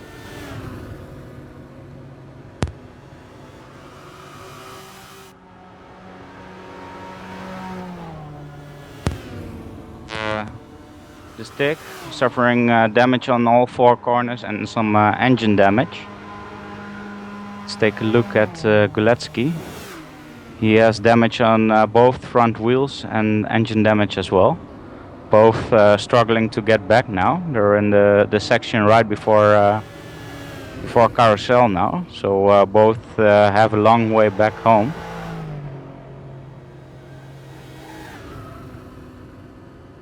In the meanwhile, in the front of the field, still Pesm in the lead of the pack after the restart.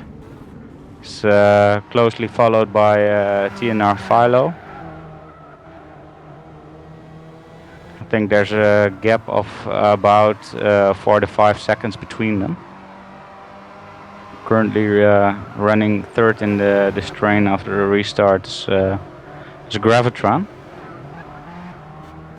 So we see the number 45 getting a warning for excessive lag.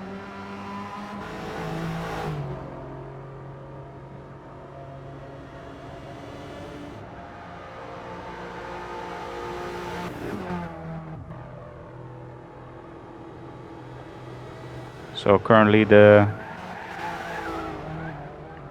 Green Hill Hedons and Venator Racing struggling to get the cars home in one piece.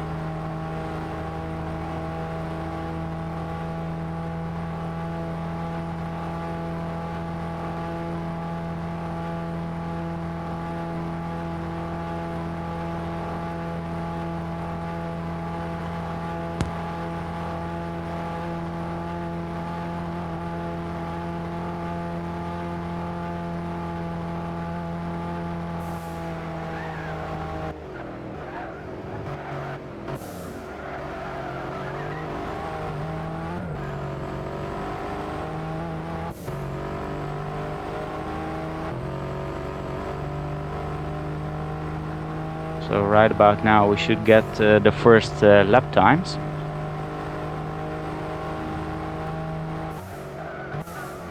Take a look at what those are. So TNR Philo set the fastest lap time so far. This being they're now driving in the third lap. He did a 8 minutes 2.9. Then we've got Pesm 8 minute 5.2. Then we've got Gravitron with a 8.16. And GTP Gain has yet to reach the finish line for his first lap time. He'll be up next. And that was probably 8.33 or 34. Was hard to see because the lap was red flagged by the game. So now coming on the main straight are the stick from the Green Hill Hedons with the heavily damaged car, and a bit behind him is Guletsky from the Venator Racing with the damaged car. Now also having damage on his rear left, so I think the damage caused him to go off somewhere else as well.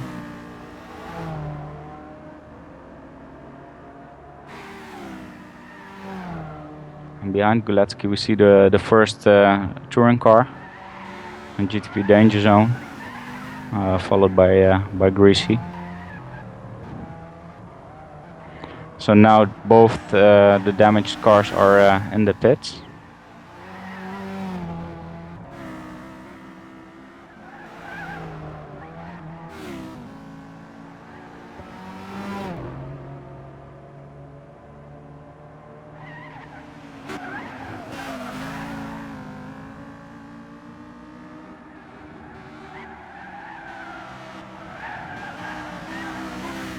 So on board with the Audi R8 LMS Ultra of the WRS North American team, currently driven by GTP Gravitron. In his third lap, also currently after the restart in third position. So that means in third position of the relative to the starting grid, and after the restart, not the overall standings.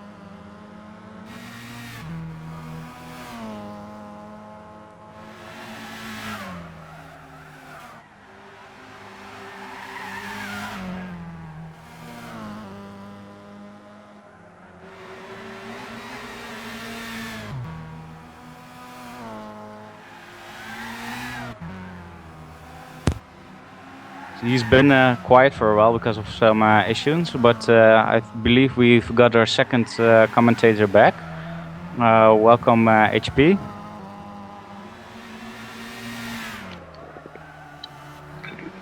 G'day. Yeah,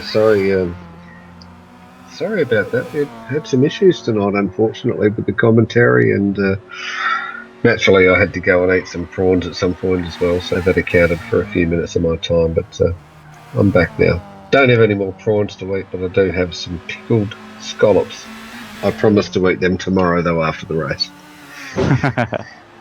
So you missed the crash between the Z4 and your Green Hell Heathens car? Yeah, Well, I missed a few things, unfortunately. Yeah, I'll need to go into a few things after the race is finished, but I did miss that one. So, yeah, what happened exactly there? Because I haven't obviously been in touch with my driver, and I'm waiting to hear back from a couple of the other guys. I think they might be asleep. So what happened, man? I catched it a bit late, but they both got in contact with each other. Both ended up in the wall, causing all sorts of damage for the Green Hell Heathens car. As we see the TNR Nismo also going wide and getting off and into the wall.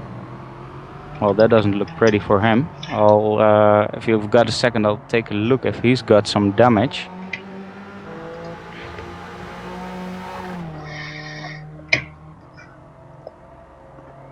Yeah, the TNR Nismo has damage on his right front, right rear, and some engine damage. So I reckon he'll be coming into the pits. He's now driving through Adenauer Forest, so that's quite a lengthy lap to get home. But anyway, we were talking about the other crash between the Z4 and the Green Hell Heathens car. I believe the Green Hell Heathens had all kinds of damage on all wheels and engine damage, and the Z4 had front wheels damage and the engine. Both came into the pits at around the same time, but losing a lot of time getting there, because they also got quite a piece of lap in front of them before entering the pits.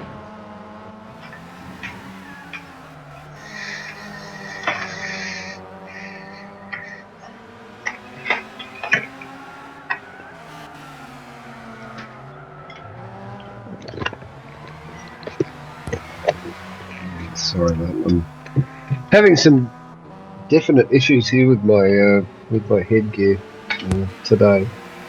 So, where we're standing at the moment, do we have what's the current state of I guess the running order at the moment? I guess we'd be looking at hour 2 or 3 on the ticker. Do we have what's our most up to date running order? I think the most up-to-date running order is the one on the right of the live stream. Okay. I just walked through it before you came back on. So basically we've got in front we've got Avalarian, behind them the TNR Nismo.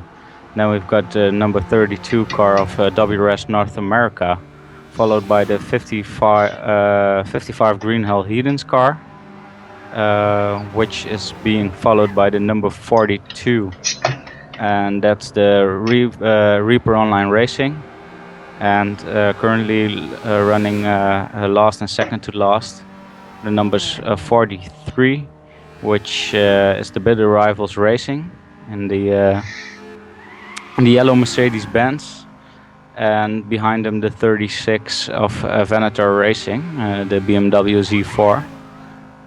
So that's the running order for the GT3s. And the TCNs, we've got Scar Honda in the lead, followed by Dragon Racer Racing.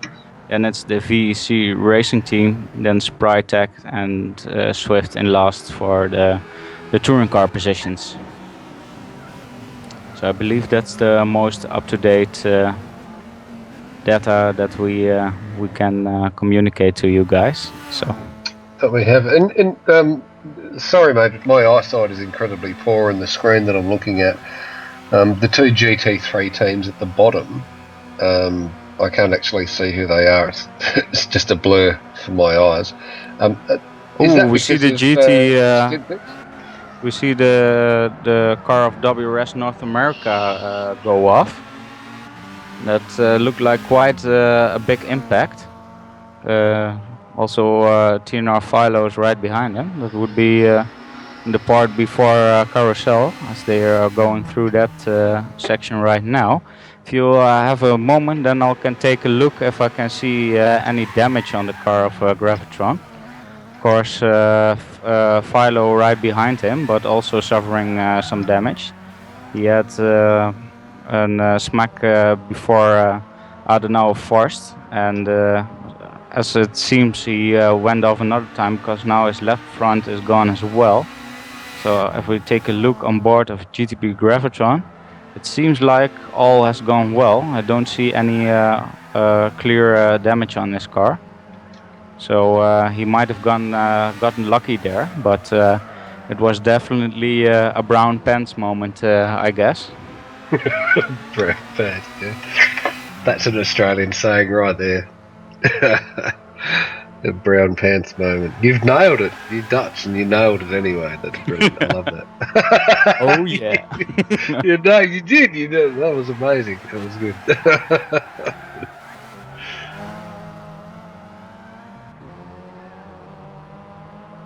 Come spend a week here, man. You'll be. If you could say that. Yes. Have you ever been here? No, actually I haven't. It's a bit far for us. Also, you'll fit right in. If you're saying that without being here already, you'll fit right in. Trust me.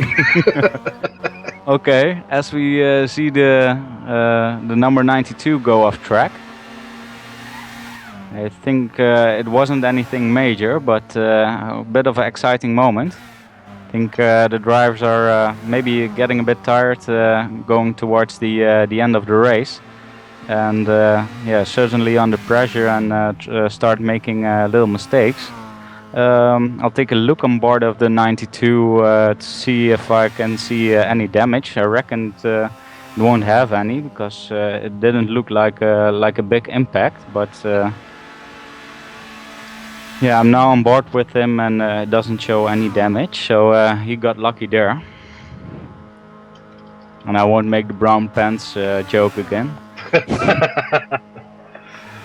I'm sure our viewers will appreciate it anytime you make that. What I'm going to do is I'm just going to flick to the YouTube chat and see what everybody's saying. Well, I thought you were going to say you're going to make a GT6 club called the Brown Pants Club. Well, I could do that. All I need to do is get Matt back here and he can race he can race on my rig and I'll just make my pants brown because he's doing so well. Because that's what he does. You're in the same room as him, and yeah. So shall I do a rundown through the latest lap times? You do that. I'll look at the YouTube chat.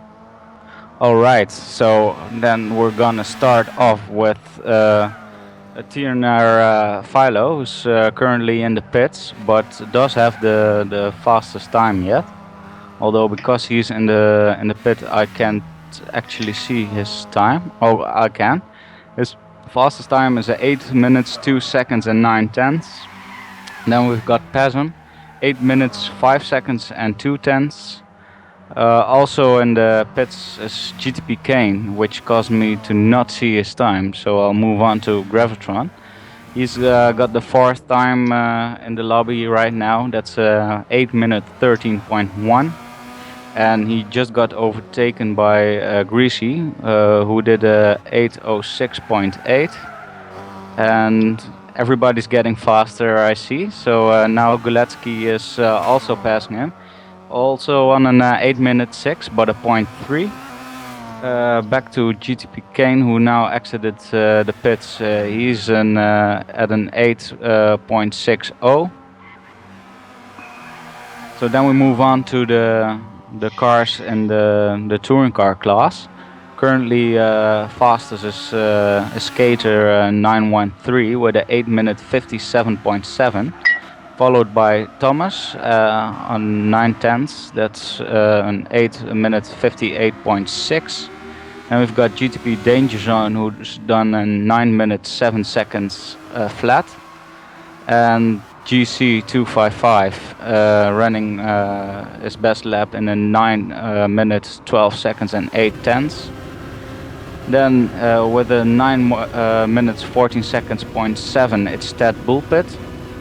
And currently I see the stick has not set a valid time for the game, so I can't communicate any lap times from his side.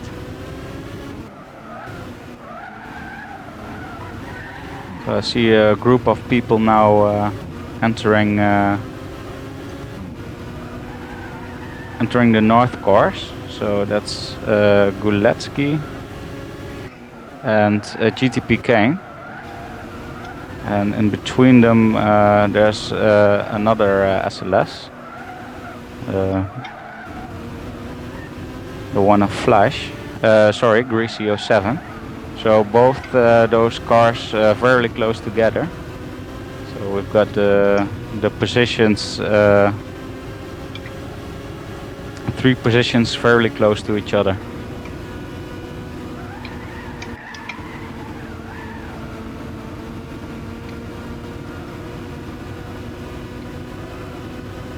So do you have news from the YouTube chat?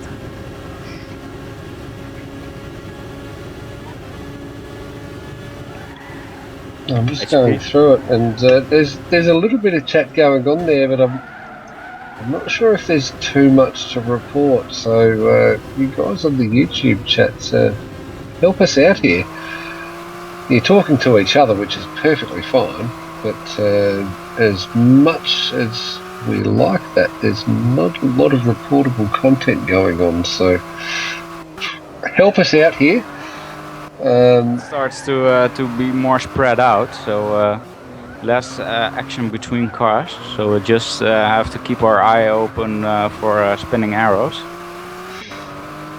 Yeah, no, that's all good. But I mean, you guys have to have some questions for us. I mean, even if we have members that are, you know, all the people in the YouTube chat, even if you're in this series, you've got to have questions. Even if it's questions that you know you're asking of the opposition that normally would not be answered, but you're hoping that they might answer them just in case. Doesn't matter. Even if you've got some questions, send them through to us. You know, and we'll answer them to the best of our ability. Well, we just talked about brown pants moments. What was your biggest brown pants moment in this series so far? Mine? Yep. Well, I can tell mine if you have some time to think about it, but it was at the V8 Vigilantes race. I actually had 2. It was the race at Bathurst. At first, I had a big crash on top of the mountain. There was a car parked sideways on the track just as I came over the crest there, and there was no avoiding him. So also having all kinds of damage on the car and having to go back in limp home mode. Later on, when the safety car pulled in, it was just before the finish of the race, and I think after the long straight in the back, there's the kink, and the last few corners before the start finish, all kind of cars got piled up to each other, but some magical manner I avoided all of them, but and ended up finishing second. But that really was a brown pants moment as well. My brown pants moment, or any time I decide to come out and either race or manage with the team, and the guys will tell you. Just sorry to interrupt you there. We saw the Z4 racing sliding out of the carousel, causing the number 43 yellow SLS to close up quite a bit. So it will be interesting to see some action going down on track. See if they can catch up the Z4. But please continue. No, I was just going to say, it's, you know, for me, it's literally, it doesn't matter whether I'm racing or whether I'm driving, or managing. It's the same thing. The intensity is still the same. So, you know, whether I'm behind the wheel or whether I'm sitting here and passing on instructions and helping the guys, because that's how I do it. I manage all the races from here. The 4-hour races are a little bit different because, you know, 2 guys can do that. But anything over that, 6, 12, 24 hours, I manage the whole thing. I sit here. If it's a 24-hour race, I'll sit here for 24 hours and I'll manage. Maybe I'll get some sleep, maybe not. But yeah, every single one of those is a brown pants moment for me. Sometimes it works, sometimes it doesn't. The hope is that it does work and that we come out on top and, you know, we can say that we did good. And if we didn't do good, we can say that we got beaten by the best team and you know, and that's what happens. This series is, it's amazing. It's such a great atmosphere and every team that you beat or get beaten by is just awesome. You know, everybody's out there doing the same thing. We all have our rivalries, you know, and every single team out there in this series, they've all got their rivalries, either with one or more other teams. There's those little rivalries, and we all know them. We don't necessarily say them on the forums, but there's those little rivalries. I think we all live for them, and we all respect them. But come race day, it's just amazing. And then when you come out on top, or maybe you don't come out on top, but gee, you plan for the next one. Do you know what I mean? It's fantastic. Yeah. Everybody loves it. That's the essence of this event, you know. Yeah, we saw the checkered flag will be going down at the 1 hour and 30 minutes mark. I'll take a look if the clock on stream still is synchronized to the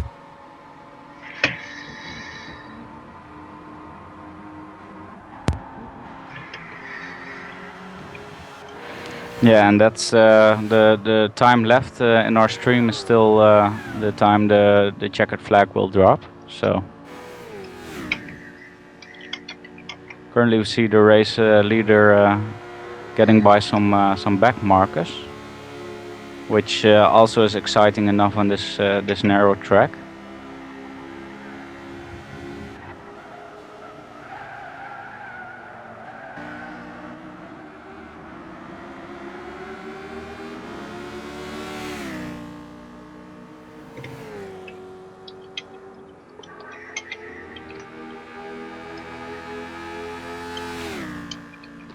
Got a question from Blue Eyes Phoenix. He asked, do you know if the TCN1 cars were on the same lap on the last update? That's a simple no. Fortunately, I don't know that, so I think we'll get to know that soon enough after the checkered flag will come. But at this moment, I can't really tell which cars are on the same lap. I can do a guess, but it won't get. I don't have any actual information on that.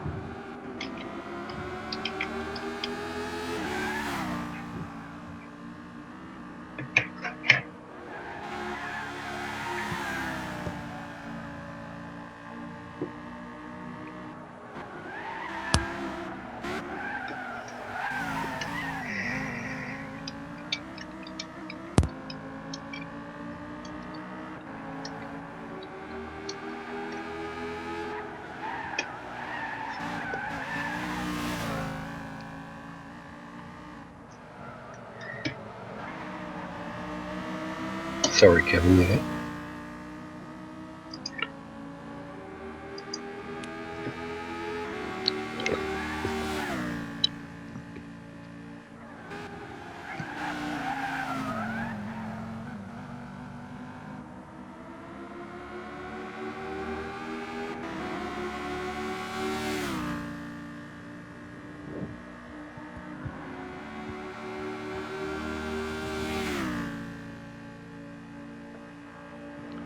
So currently the race leader, the number 33 Avalarion Audi R8. At this moment they have clear track in front of them, so no back markers to be getting by. It's now a thing of don't make mistakes and driving her home. Then a bit behind that we've got the TNR Nismo.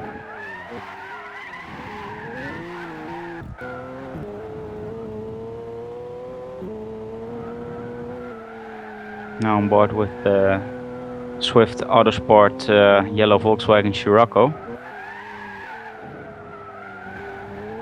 Interesting viewpoint choice from AJ here.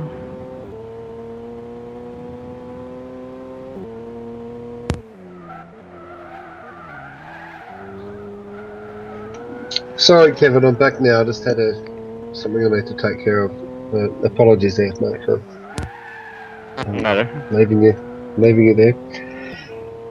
Do we have any updates on current position? I noticed we have the just looking at the quick screen here. I've got the last time I was on, there were 2 of the GT3 teams which were in the bottom 2 places. So obviously we've had some stint picks come in. Is that right? That could well be. Also, they could have passed the other TCN cars, as they are the quicker class. So I don't know which one of the 2 happened, but both seem plausible for that. So interesting to see how that pans out. There might have been maybe some delay in some stint pictures earlier, or maybe what you're saying is correct, that they just pass some of the TCN class. So where are we at with the TCN? Who's winning in that area? Have you been? Hopefully you've been following, because unfortunately I'm a little bit lax in that regard. So how are we going in the TCN class? Okay, the TCN class currently in the lead. Based on the tree on the right side in the stream, we've got the number 93, which is Dragon Racer Racing.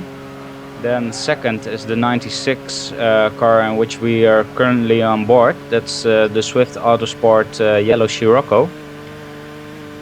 Then the 85 is Prytech Motorsports, also a Scirocco, but the green one. Then 92 is the Scar Honda R. We'll be driving the white Honda touring car. Then in 92, then after the Scar Honda R, we've got the number 94, which is the VEC racing team.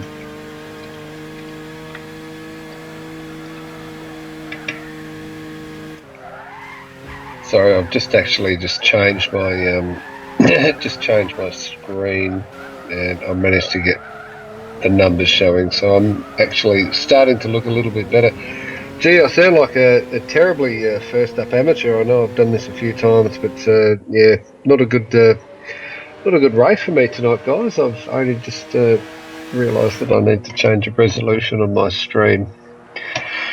A few of you guys are going to chuckle out of that, and I'm sure I'll hear about it on the forum, so feel free to give me a hard time. But looking at the numbers now, certainly starts making a little bit more sense than the the gibberish that I was looking at before. I tell you what I'm going to do, Kevin. I just want to try and get in touch with AJ, because I know that we were looking at hopefully making an announcement tonight. Yes. Not going to say what that is. I do have all the details, but I just want to make sure that I've got all the details. You know more than I do. No, I've got the details, but I just need the green flag, because I was told that sort of around the second hour mark would be a good idea, but I haven't heard from AJ, so I don't know if anything's happened to stop that announcement going ahead. So I just want to make sure that it's all good to go ahead first before All right, announcing. you'll ask AJ, and I'll do another rundown of the current lap times. So I'll do some sleuthing. I'll be back. All right, so I'll be doing a rundown of the lap times then. First couple of positions, no big changes, I think. Although Tino Philo did manage to improve on his fastest lap time. He's now at a 8-minute 1.2, closely followed by GTP Kane with a 8-minute 4.5. 2/10 behind him is GTP Pesum with a 8-minute 4.7. Followed by the BMW Z4 of Guletsky, an 8-minute 6 and he went in the pits and my time's gone. Same goes for Greasy. I'll be coming back on those times as soon as they exit the pit and I can see that again. Also, I see Gravitron going into the wall near the Hudson-Bach session, so the first sector of the Nordschleife. I can't see any damage on him, but I reckon he's had some because he's gone off again.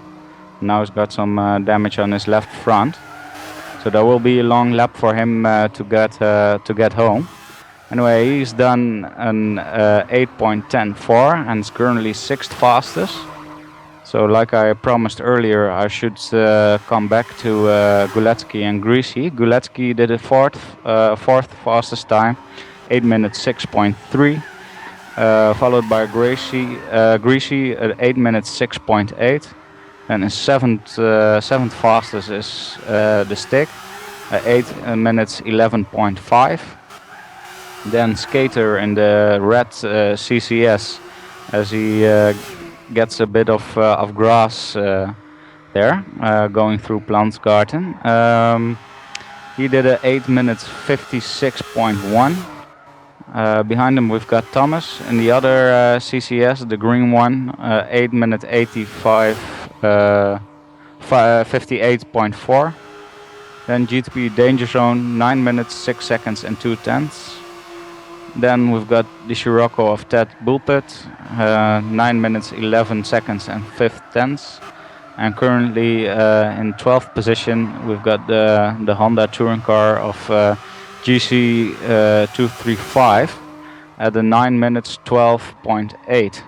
So that's those are the lap times currently driven by the guys. So let's wait and see if HP can give us our nice announcement.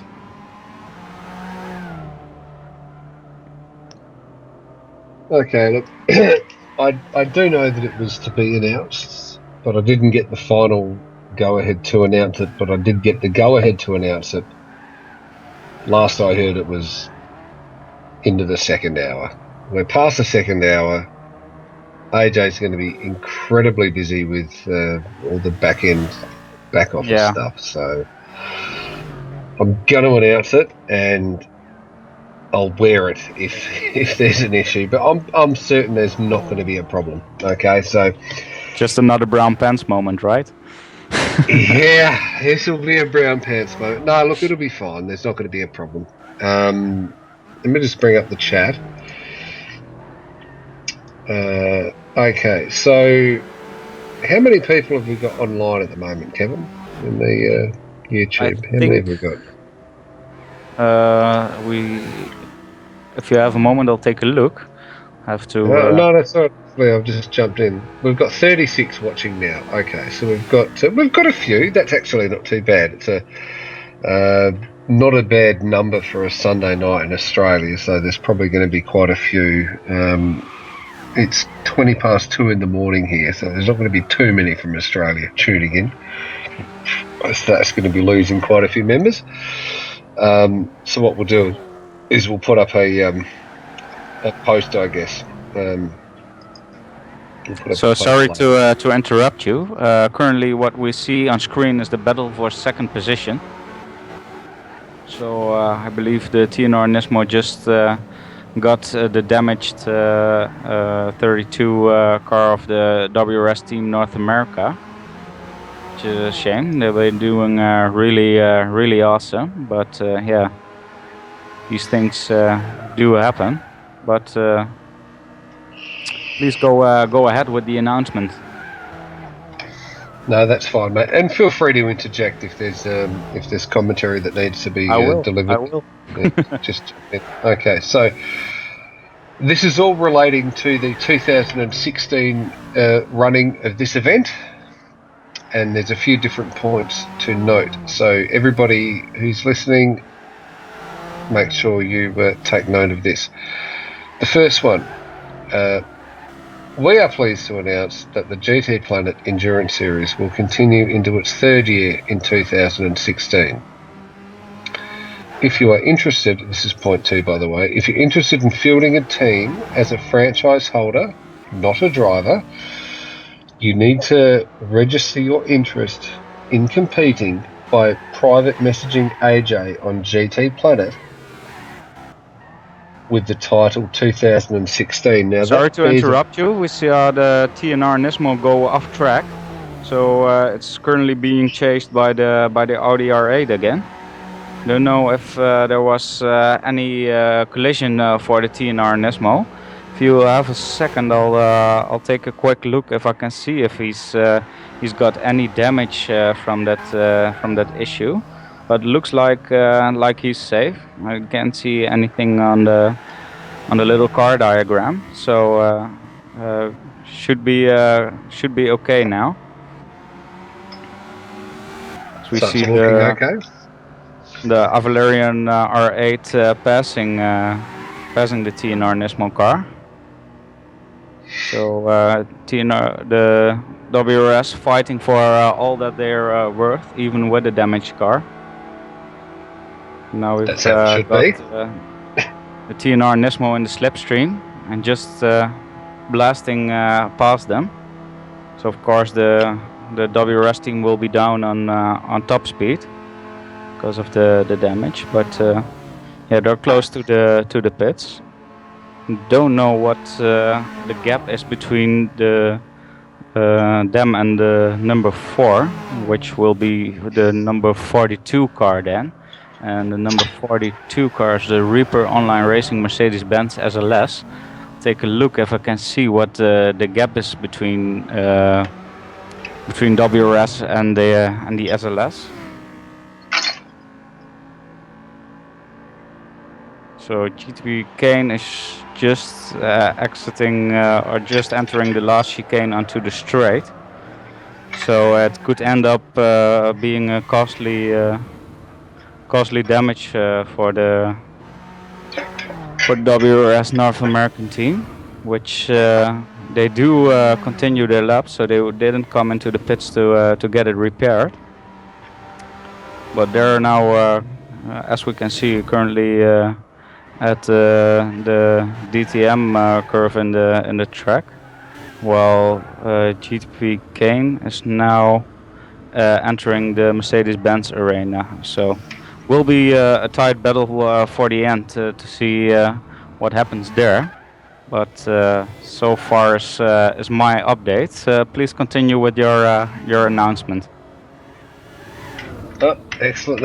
And definitely a worthy interruption there, mate. There's no problem there. Okay, so just to recap, this series will continue into 2016. If you would like to field a team, not if you want to be a driver. This is only if you want to field a team.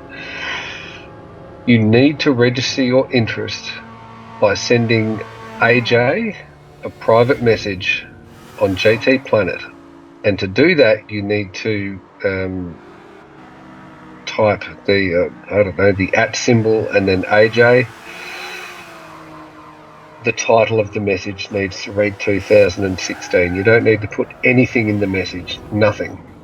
Just 2016 in the subject title, and you need to send it to @AJ.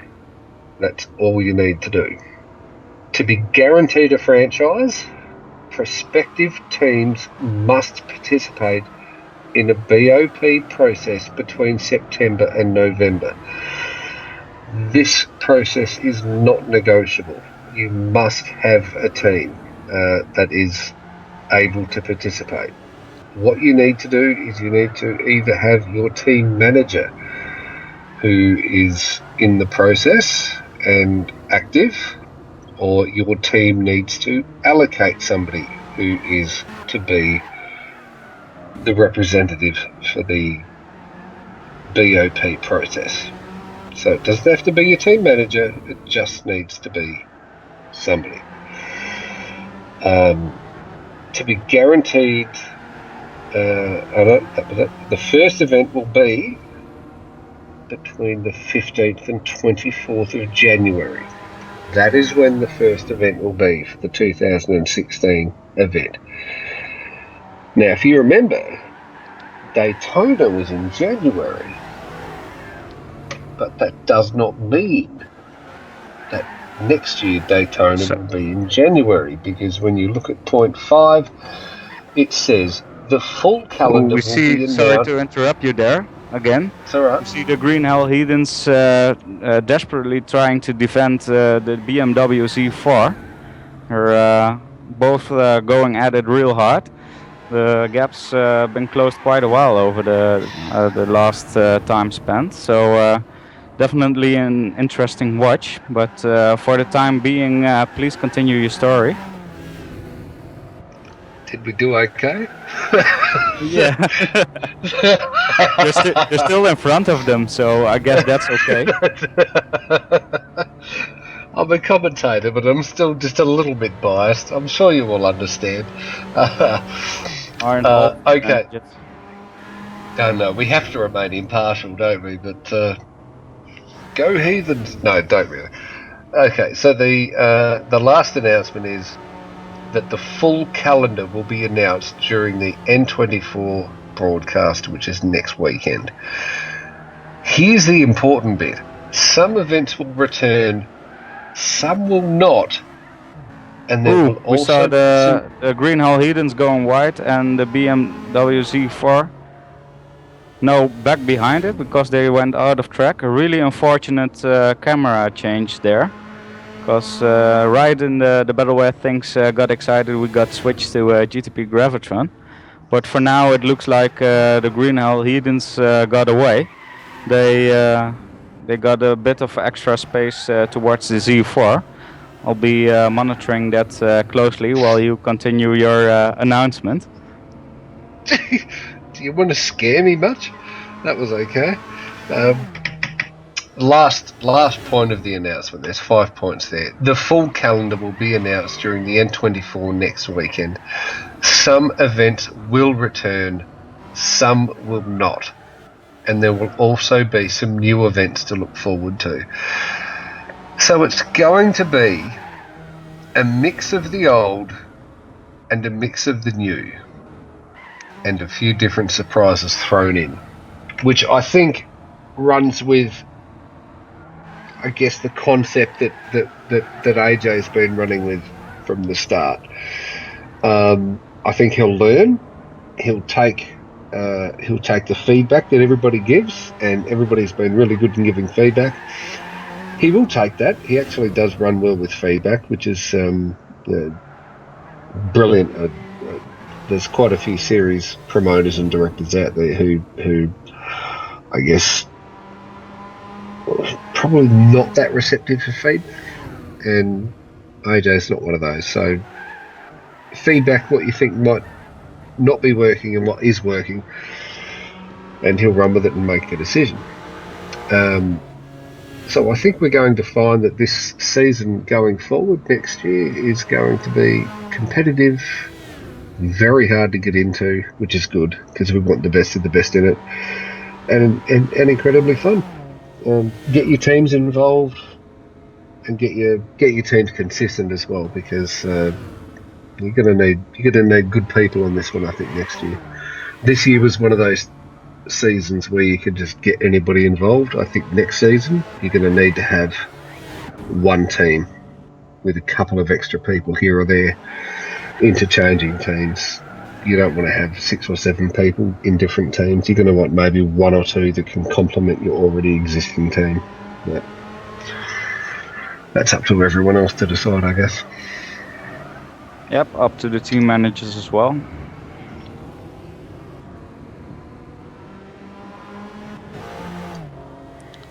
I agree. Look, I'm looking forward to it. I think it's great. So AJ said the leader has started the final lap. So next time around will be the finish flag.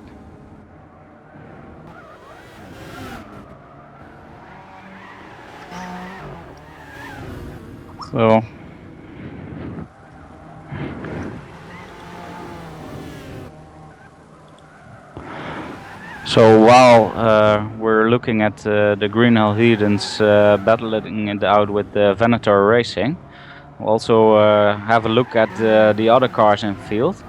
So they get very close right now.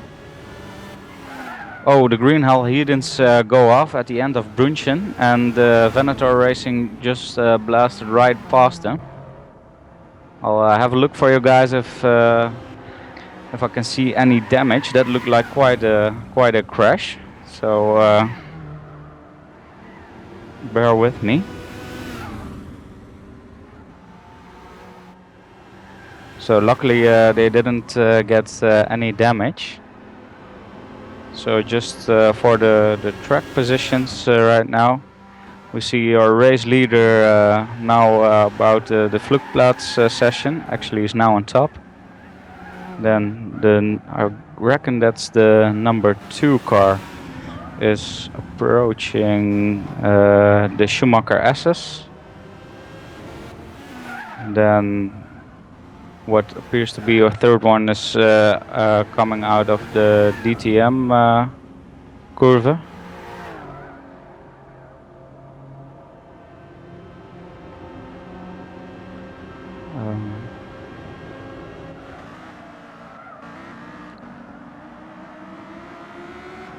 Fourth one is getting onto the GP tracker.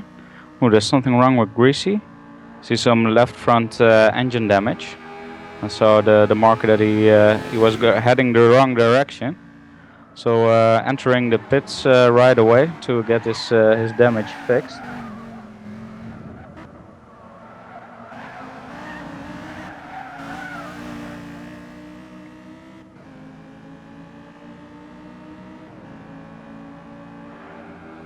Currently on board with our race leader, doing the final lap.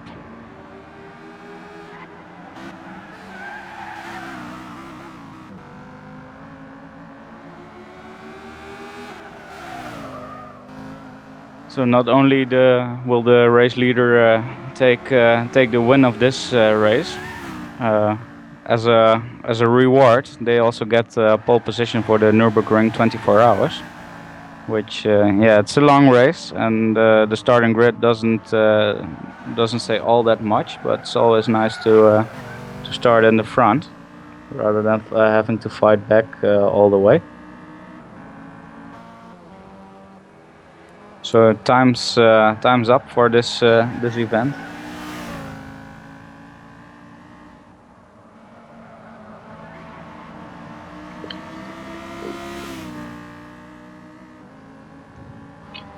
Sorry, Bart, just got back here. So we're closing off for the evening hour, sorry. Yeah, everybody's on their last lap at the moment, I guess. So okay, cool. We're now following the race leader, and when he crosses the finish line, the checkered flag will be shown.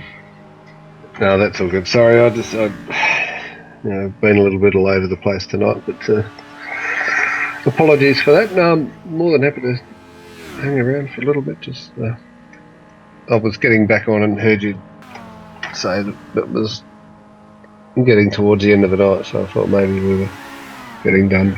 All good? Yes. So our leader does find some back markers.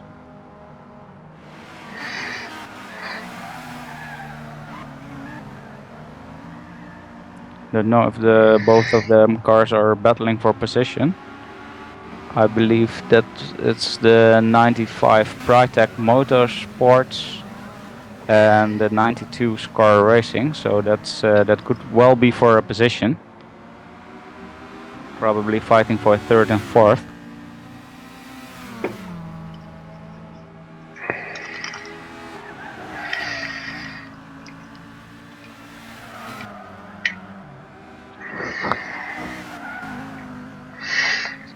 So right now, first position, we've got the Avalarion team, followed by TNR Nismo and WRS America. Now we've got Reaper Online Racing, Green Hell Heathens, that's the number 36 of Venator Racing, and currently in last position we've got the number 43 of Brother Rivals Racing. So that's it for the GT class. It probably is the latest info we have on the current standings. Then on the touring cars we've got the number 93, which is Dragon Racer Racing. Then Swift Autosport. In third position currently we have Prytech Motorsports, followed closely by the Scar Honda R. Actually at the moment we see the Honda in front of the Prytech Motorsport Scirocco, so I reckon they've got that place. Then behind them is the number 94 VEC Racing Team. So that probably is the standings of this race so far. Closing in the end and the final lap. Now on board again with GTP Pasm, driving home the R8 Phoenix Valerian.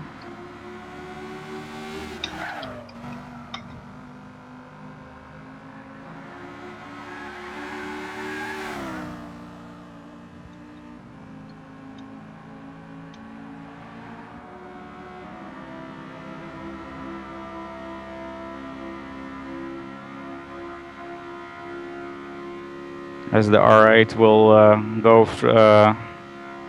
will fly past the Dottinger Hoe for the last time this evening.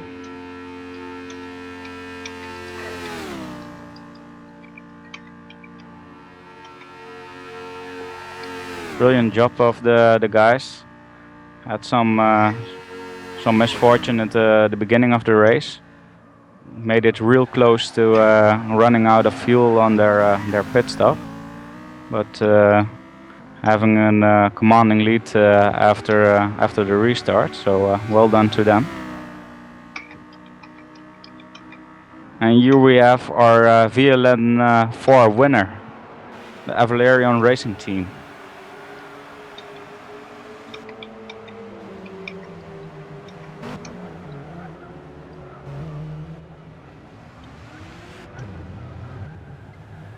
So I wonder if the camera will change, but I'll take a look. The number, we're going on board with the number 44 TNR Nismo, I guess. Nope, we're gonna see the safety car driving to the back pit entry for the last stint pictures.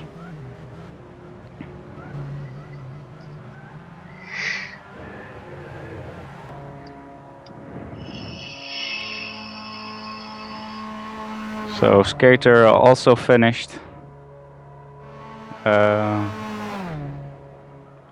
We've got GC who's finished. Ted Bullpit who finished. Currently we see TNR Philo approaching the finishing straight, bringing home second place.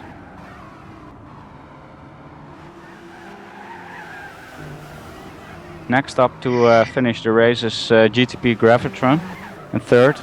Awesome race of the guys, also having some bad luck and damage. So real great effort by Gravitron driving that Audi around at this pace, even with damage.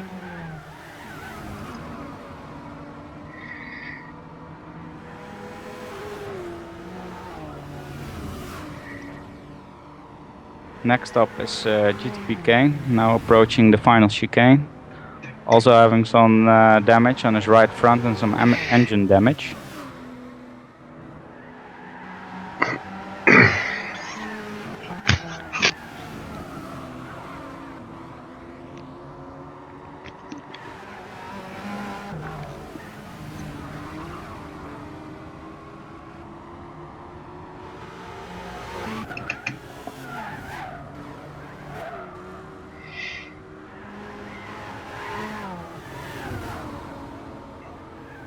So now on the back, it gets exciting. We see Guletsky, Greasy, and Green Hell Heathens fairly close to each other.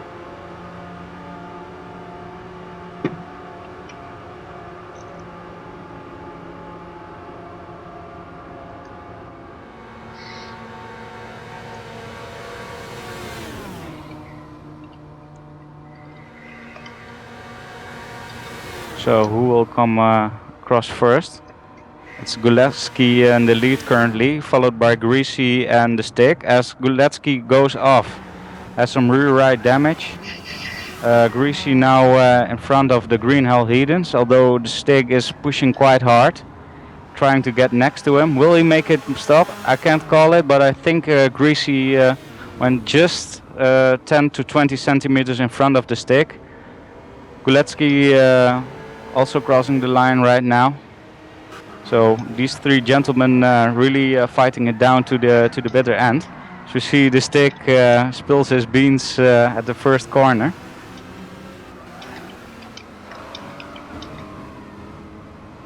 And another bump from the Z4 towards Greasy.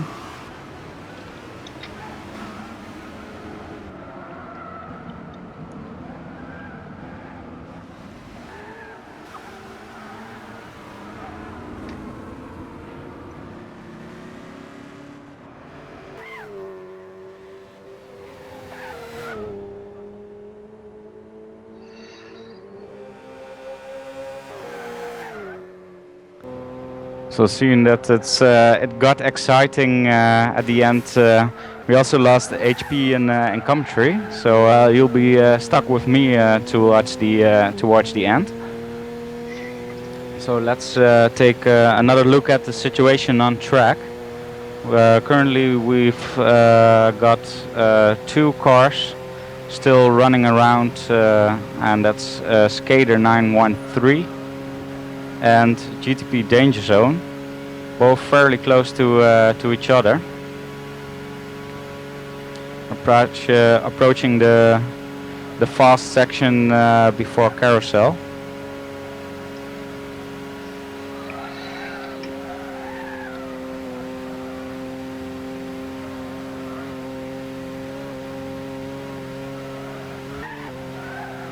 Here we see Skater, and in the background has the other yellow Scirocco.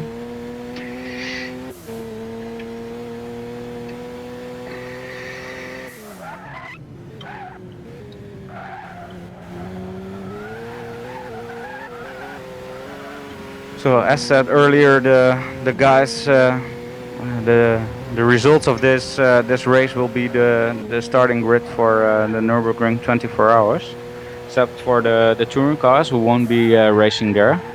The GT Cup cars will take their spot on the grid at the Nürburgring 24 hours. So I think we saw some pretty exciting racing. Of course, we had a wet start, and then later on some big visibility issues, which caused us to lose a lot of racing time. But in the end, we got treated with a nice restart and a great race, in my opinion. It's had all different kinds of excitement. Really difficult track, of course, very demanding for the drivers. See Danger Zone backed off a bit, maybe he had a mistake or a moment. So currently the guys waiting for the last two cars to end up.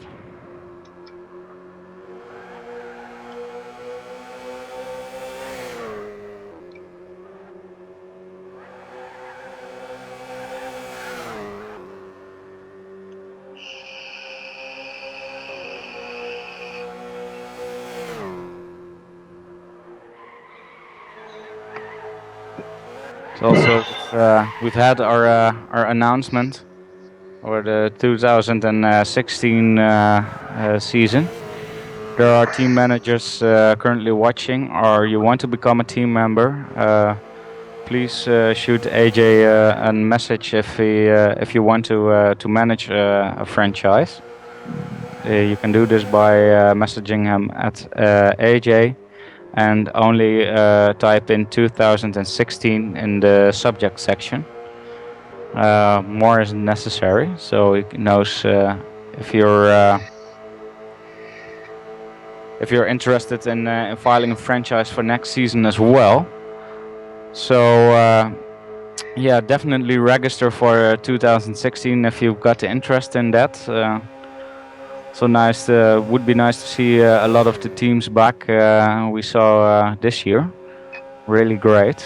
So this is the last cars running down the main straight to Dottingerhoe towards the finish line. That will conclude the VLN 4 race. Of course, do tune in next week. We've got the Nürburgring 24 hours then. The results of this race will be the starting grid then. So looks to be very exciting if we can take this race into account, only being 4 hours. So will be very great to see the guys get at it then. Also involving the night time racing. So definitely worth to check that out. So as the last driver is now approaching the last chicane, the number 96 Swift Autosport Volkswagen Scirocco.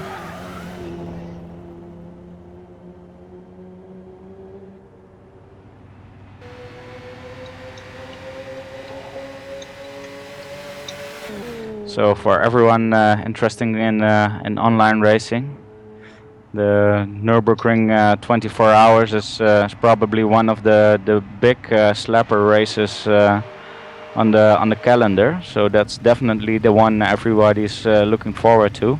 So with some of the best drivers in the whole series, do check that out. Watch for it.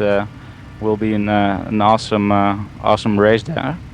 So it will be it will have the full Nürburgring and GP tracker instead of the VLN cars. So yeah, do check that out. Will be great. So everyone's finished right now, and I would like to thank everyone for watching. It's been a great race. Thank the stewards for their work and the drivers for putting up an awesome show for us. It's never been boring to watch it. So yeah, I want to thank everybody, and I hope to see you all next time. Goodbye, take care.